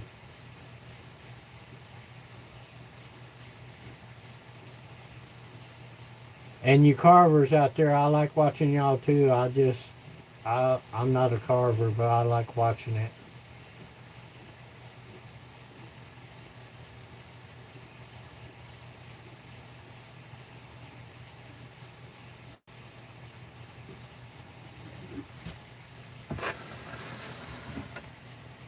Yeah, Amy, if you're still here,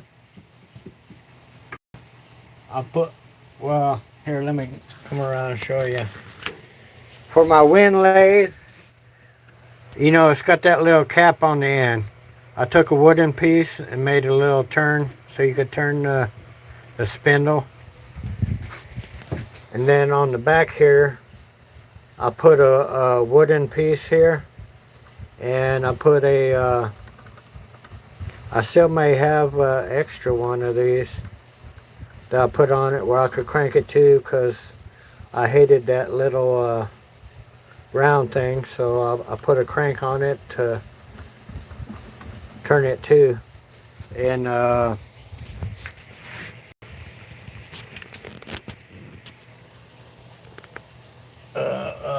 going to blink here.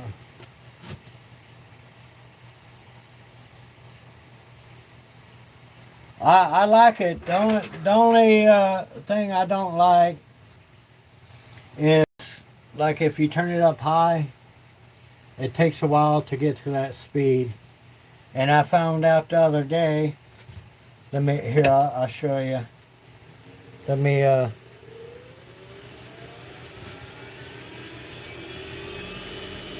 okay, I got it at 27. If I turn it off and turn it back on, it waits till it stops before to start back again. But that may be a safety thing.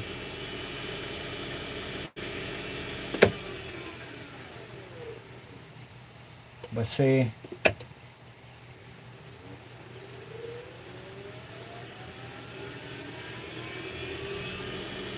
it's finally up to speed.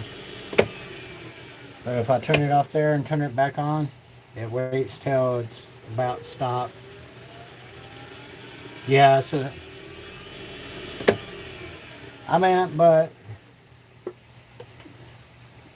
I like the spindle lock. That's how I get my chuck off. I lock it instead of using, I got these, but if you use these, you gotta like brace it somewhere anyway. So I just use a spindle lock.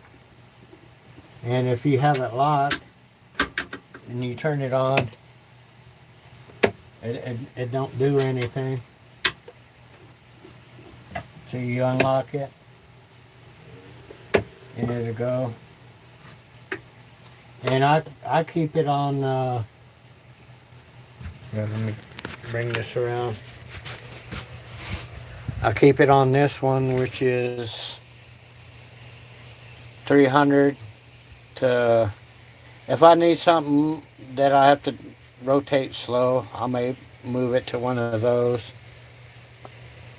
But if you look, I'm going to turn it all the way down. See, it's at 255. but there it says 300, but it'll go up to 35. I never turn it up to mock Jesus. I may turn it up to 28.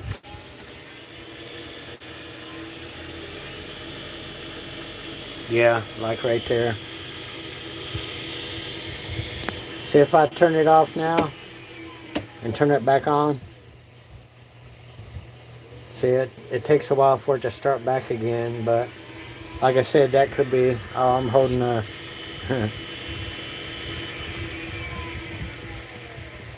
but I like that as variable speed.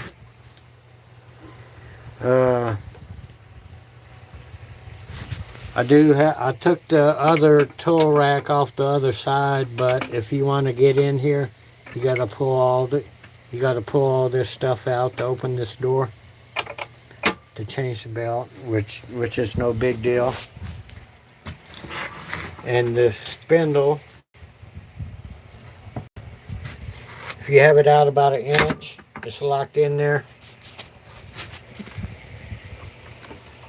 Here, let me lock this down so it's stationary. But you just spin it in. And so, see, it stopped right there.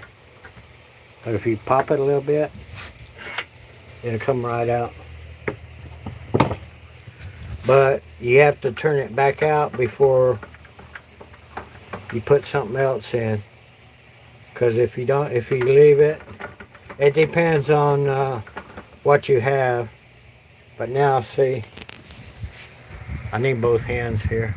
I'm gonna put my Jacob's chuck in here. See, it don't lock in there, but if you turn it out to about an inch,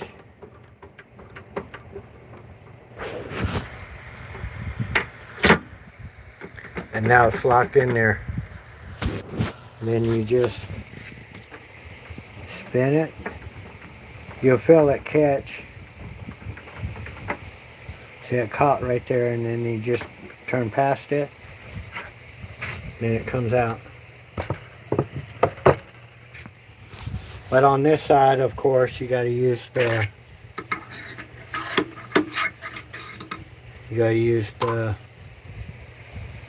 bar.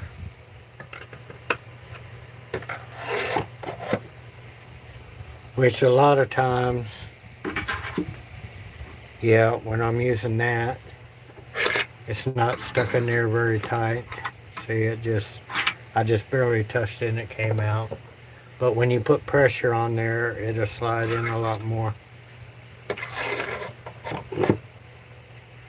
So,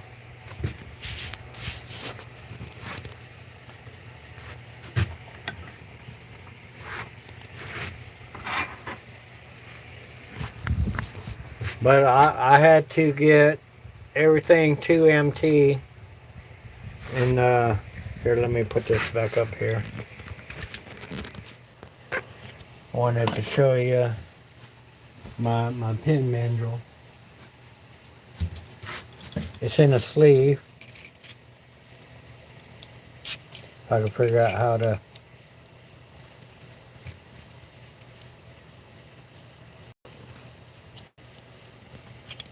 I don't know the trick to it. Let me tap on it.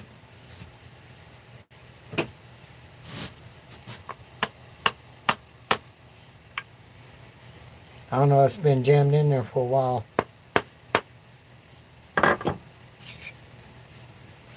Yeah, see, that was a 1 MT. See, it won't. So I bought this sleeve for it. And then, of course, I had to buy the key to get it out.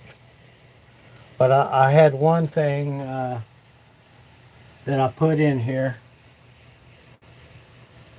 that was too short, so it wouldn't push it out. I don't know how I got it out, but I'll leave that in there for my mandrel, because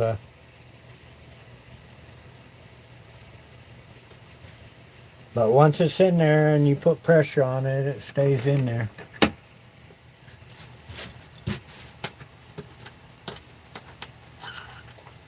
Alright, where you at? Where you at?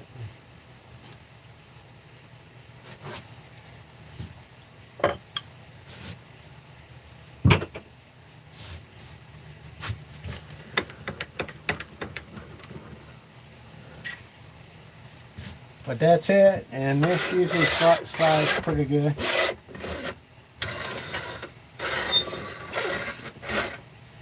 Then again, I take the little roller here and I wipe it down with a Brillo pad with WD, and it'll start sliding pretty easy again.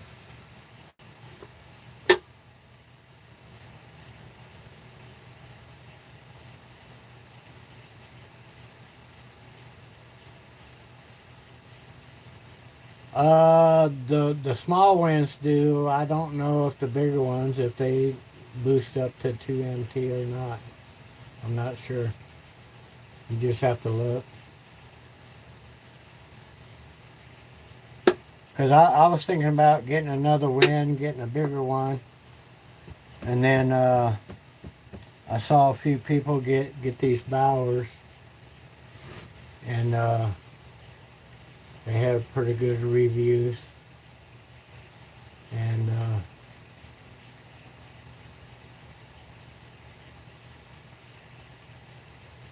all the 12 does. Yeah, I had an 8x14. I think it had the one. But yeah, Rusty, he's got my old wind. I think his wife is one that's going to be the turbine though. But it's got all my added stuff on it that made it easier for me.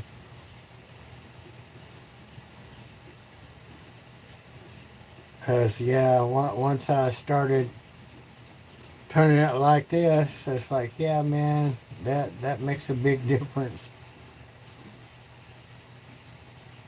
Cause you had to do it like this before. But that makes a big difference. Makes the chucks go on. See, I spin it there for a while and then I spin it the rest of the way. Oh, it's locked in there now.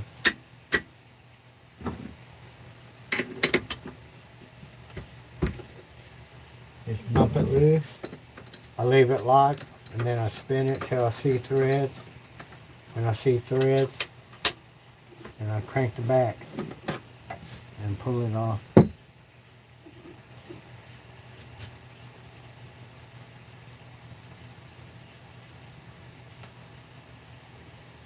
Yeah, you had a 12, didn't you, Mike? What was your Frankenstein lathe? What was it? Was that the wind? That was quite a while back. I don't remember now.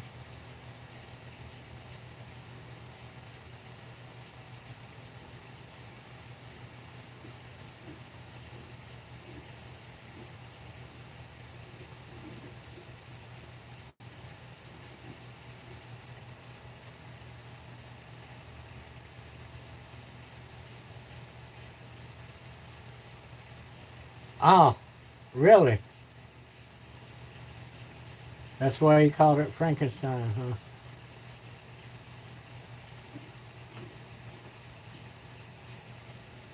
Yeah, I know when I first started watching you, it's like, oh man, what's it gonna do today? And now it's like, man, what can I learn from him? Because I don't turn very many bowls because I just got yard wood and a lot of it cracks and everything else, so I still got.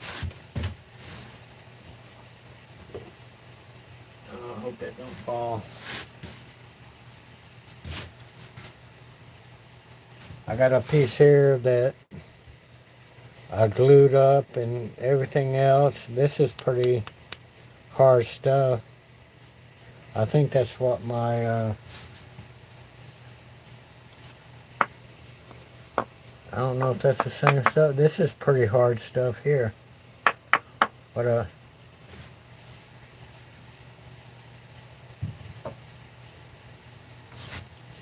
yeah, that was my first mallet.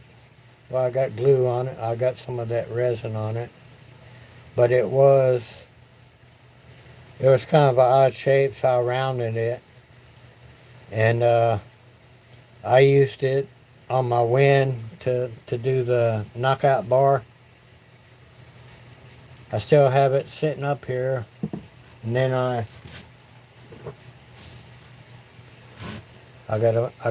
was playing around with that resin. This wasn't my second one, but that was my second one. And I broke the handle right up here, and when I drilled that, it must have shifted, so it's off center. But hey, I use it. You can see I use it. And then I made this style, because that's when everybody was doing the mallet challenge. So I did this one, and I may sand all this goop off of it. I put it on too heavy, and it was dripping off. I'll sand it down smooth, but it's very comfortable. I just been tapping light stuff with it. I think it's what I used to take the pins apart.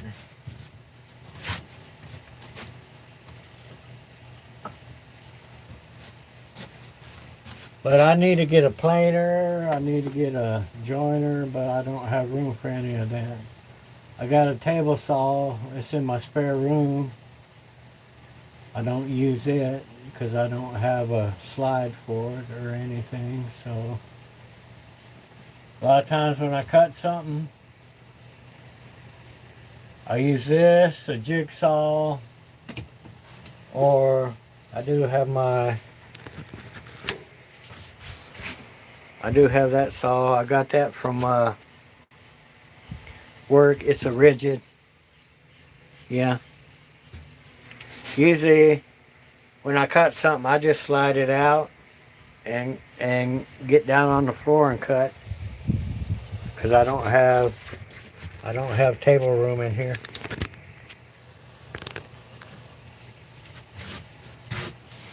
That's why I'm called Jonny's Lathe Craft, because I don't use any of the other stuff. I do everything on the lathe.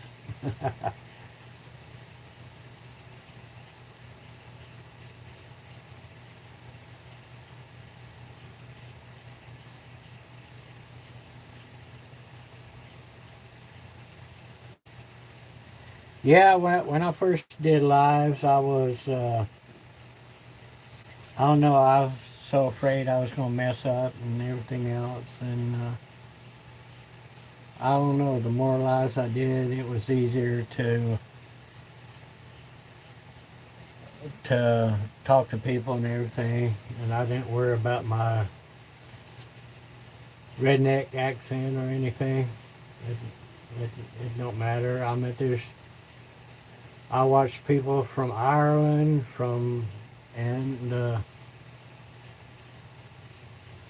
Michael, I saw a video of his the other day where he was talking, and it's like, yeah. But I've worked with British guys before, so I was used to how they talk. And then on JP, I watch his lives, and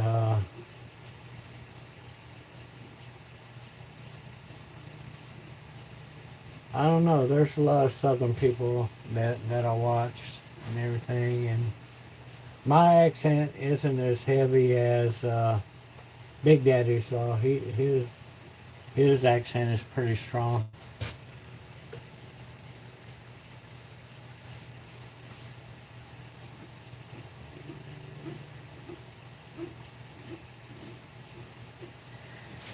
Alright guys, man, I was gonna be done by 9, but when I went in and got that little box, he goes, oh, don't worry about it. Hang out there however long you want.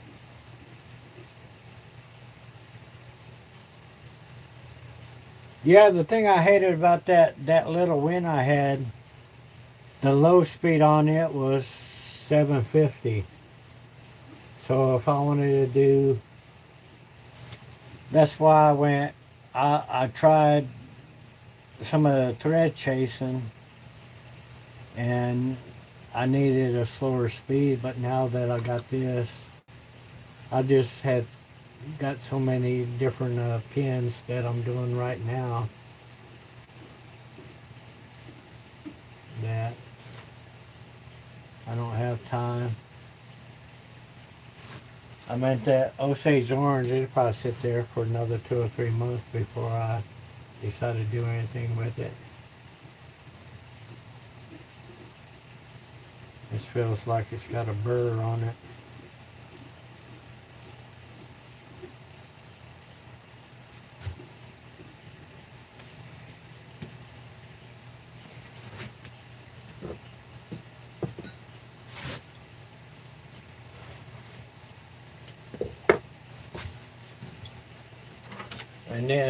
And then one of these is my next project.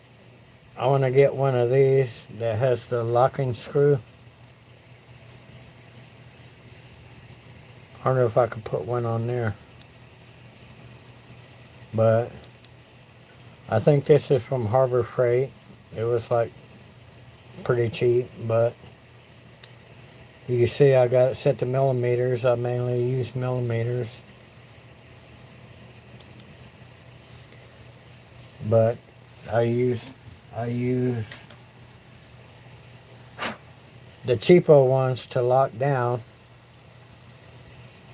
when I want some. Whoops. See, I locked it down and it still don't want to. That's how cheap they are. Maybe if I keep it locked. That's locked down and it still moves.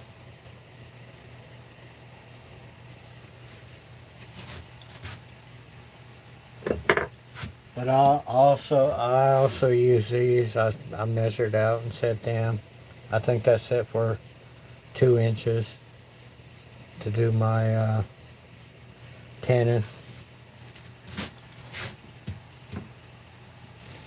I don't know what I did with my other ones that came with that, the point ones. But I usually just use a pencil or a marker and mark it out, and then I use that to mark it out more. And this one I did instead of the rounded one, I used the pointed one. I mean, I got some rounded tips, but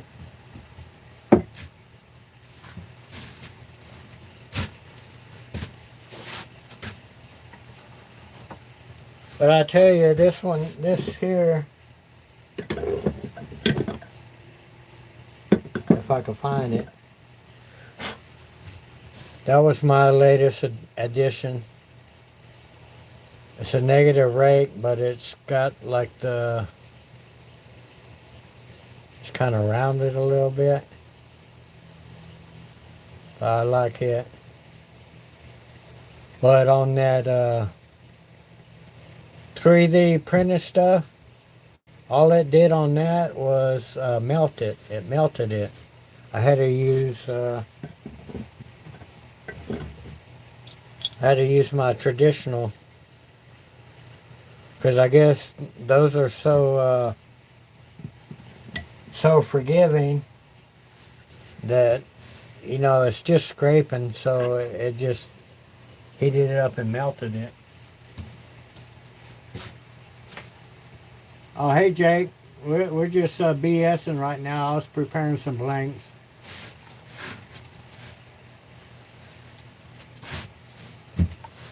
I do have one of yours that I'm gonna turn.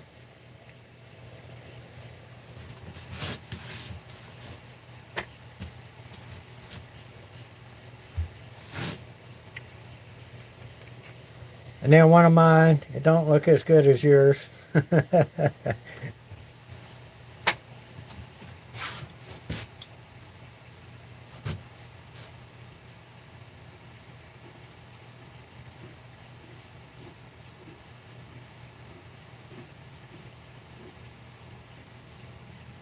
Yeah, I was just preparing some blanks to be turned, and then we started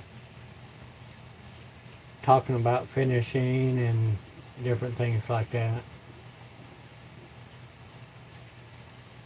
Now it's just a chat session, I guess.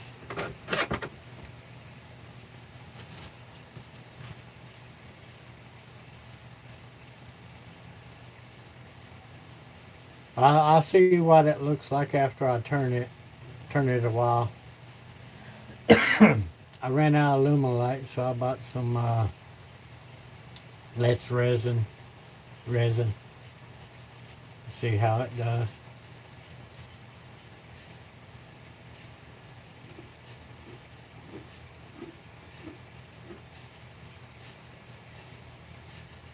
It won't take me a second to get it, but hold on.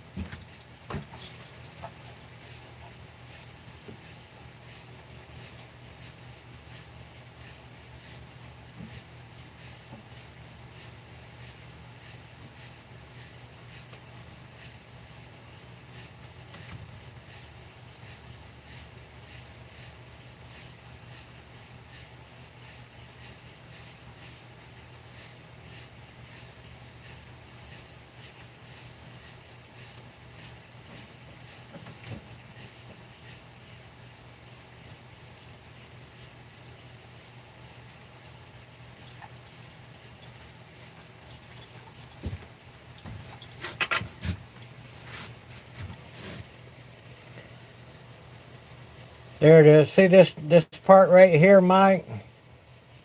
That's two-part epoxy. Yeah. But I used the same colorant for it, and you can't tell any difference. But Jake, you probably on your 3D printing, I don't know what this material is, but it wanted to melt when I turned it. So I was trying to use negative rake on it, and it just melted it. So I went to a regular.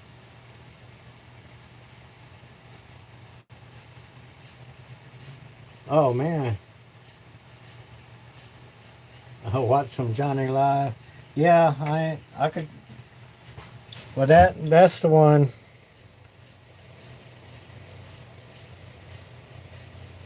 I don't know what colorant I used though. It I don't think it was eye candy stuff, but this green came out real nice.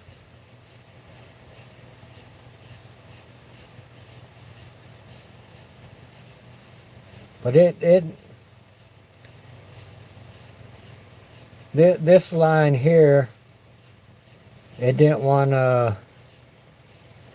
I mean, I could still feel a little bit. It didn't want to turn down. But like I said, that blank that I bought just a 3D print, and then I had to fill it. But that was my latest thing, and I like knots in things. But that came out pretty cool. Except for I forgot to. I thought I was filming the parting off, but I didn't film it.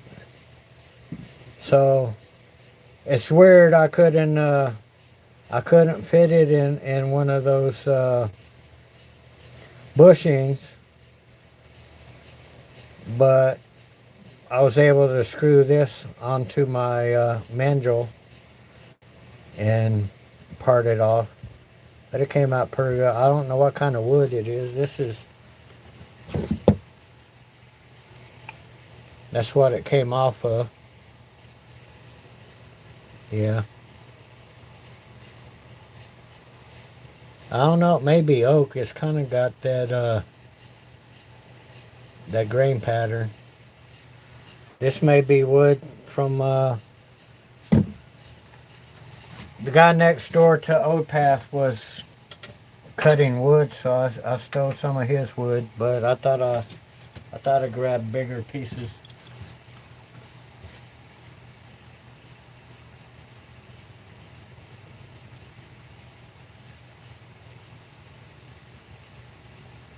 So yeah, I think Jake uses a different material than this stuff was, because I think you started using this, and then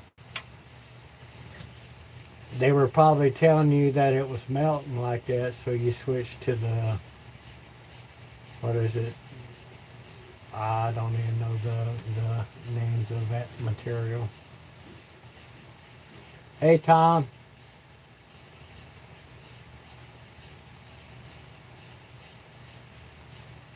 I live to survive. Who else we got? I don't know. I don't think I've seen anybody do the printer proof yet.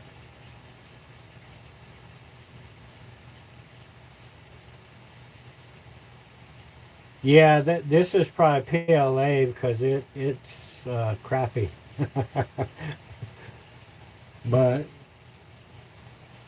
you know, when you go on eBay, they don't describe to you what it is other than that it's than what the picture is. So I bought it, chancing it, and I made it through. All right.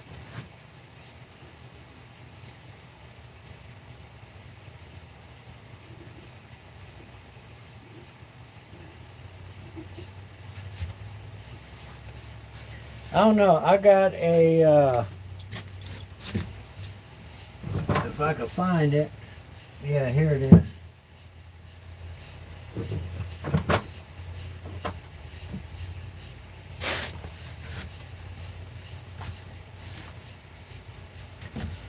I want to turn that, but I want to turn it this way. Yeah. So it'll be round like this. I'm just letting it dry. See, it's kind of splitting. I think, well, yeah, it's got a little bit. But yeah, I wanna turn it this way to have. Uh, I don't know. I think it'd be kind of weird looking.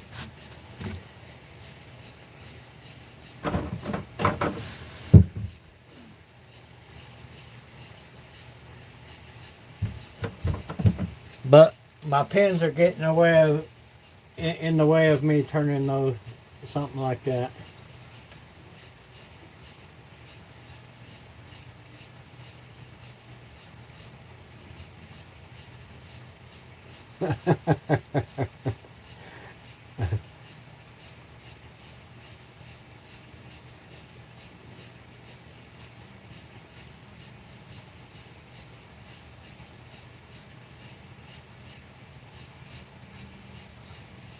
Hey, I turned a pin out of a green branch, and it was one of the nicest pins I turned, and it didn't really change shape or anything, and it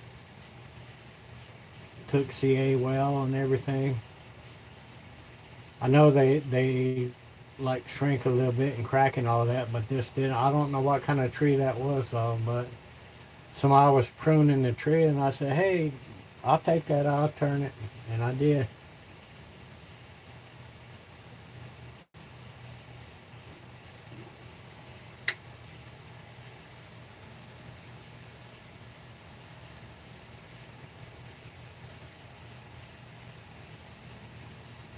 Yeah, I didn't try. I should put some more CA on that, but yeah, I love these Sierra pins. That's one of my favorite, and they're so easy. I don't know if I could get it apart though. How did I do it before? Twist it. I'll unscrew it.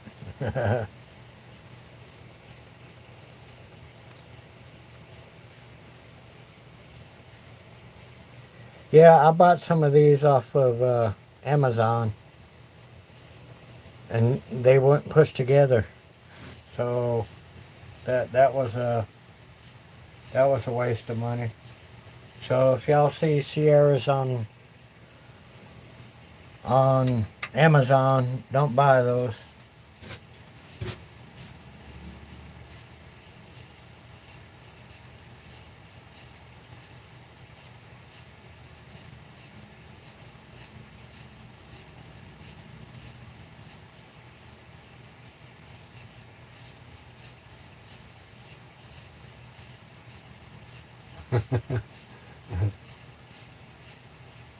Whoops.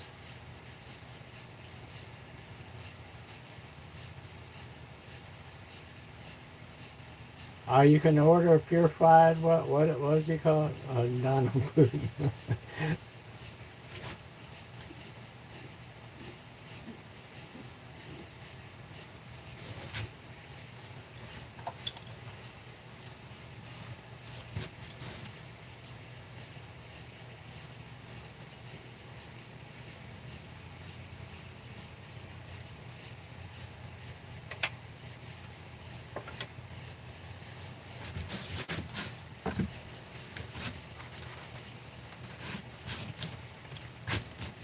Here, this is I've used one of these already, but they're sponges, sandpaper sponges, and they go from 80 to 3,000.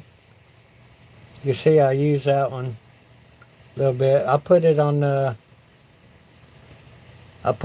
2-inch thing and spun it.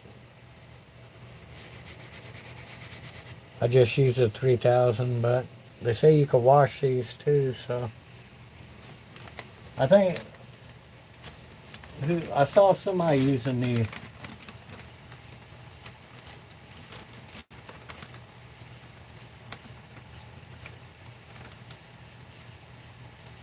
That's who I saw. I saw you using them, Mike. Yeah, they sent double. They sent.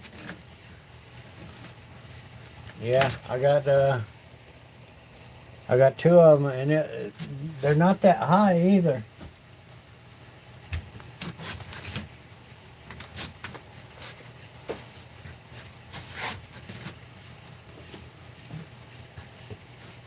And then Jake, I bought some of these.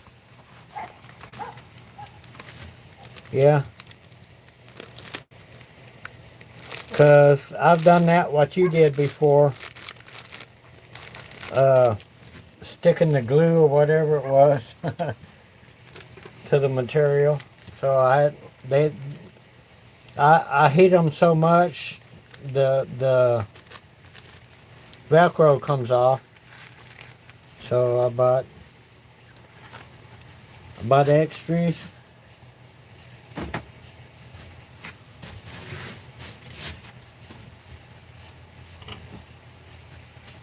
Because I like doing sanding. I bought this type. It's got a small shaft on it. And I got my little piece of cedar here. I got 2 bushings in this. One at this depth here. I got a magnet under it, but it's not working anymore. But I just use that to friction sand. And also,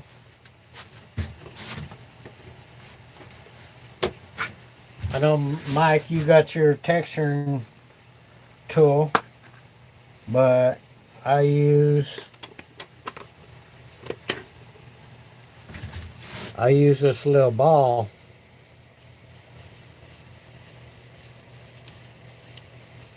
Yeah, you can see where I've been holding it on my tool rest, but yeah, I just use that in here and it works well.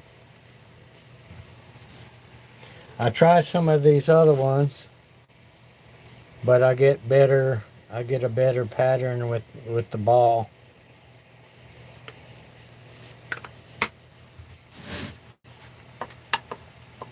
So that's my little one of the bowls I made for my little sand and stuff.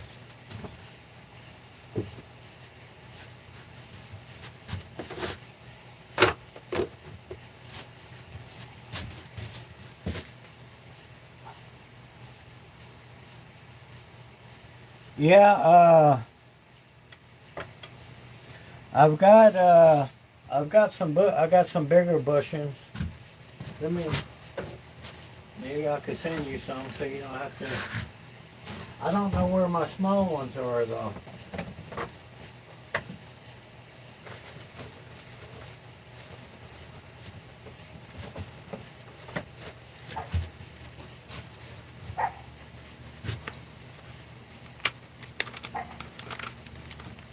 No, these are.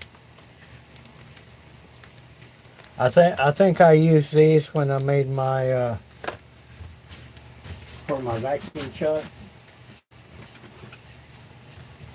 Yeah, I think that's what I used for this. That's what I got in here. But I got some small ones like that somewhere. If I when I move, I don't know where half my stuff is. But let me look through this. But I got those. If you're interested in any of those, I used like 2 of them, and they're just sitting here.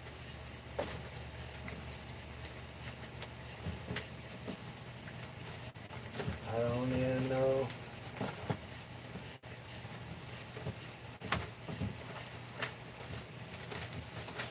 I don't even know what kind of thing they're in.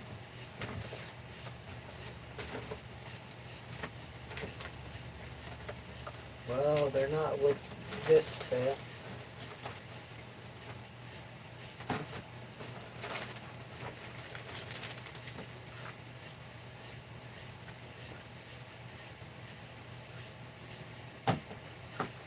Well, I'll be.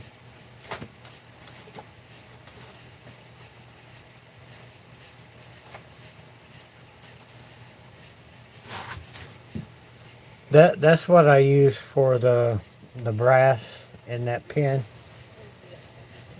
blank. It's just, and the drill bit actually went through it, so.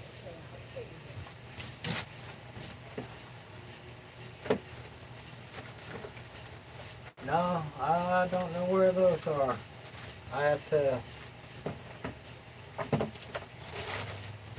look in some of my other stuff that I haven't looked at in a while.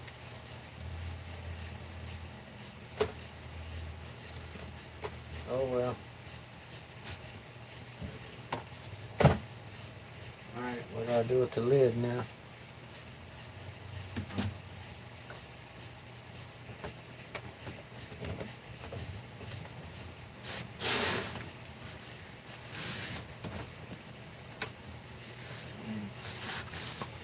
Alright guys, I got another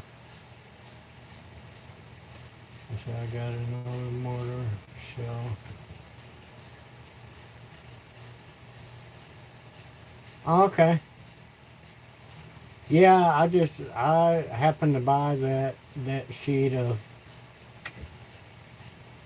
or I think I got at Hobby Lobby's got a lot of craft stuff that you could use in wood turning. So I think that's where I bought that sheet, and it wasn't. I don't think it was very much, or I wouldn't have bought it if it cost an arm and a leg. But they got some other stuff I want to try. I actually bought some choa cactus from them, but it was too big for pin blanks. I don't know where to get these small cholos at. You know, I think the first time I used a cholla cactus, I didn't stabilize it, and it put a lot of bubbles in the resin.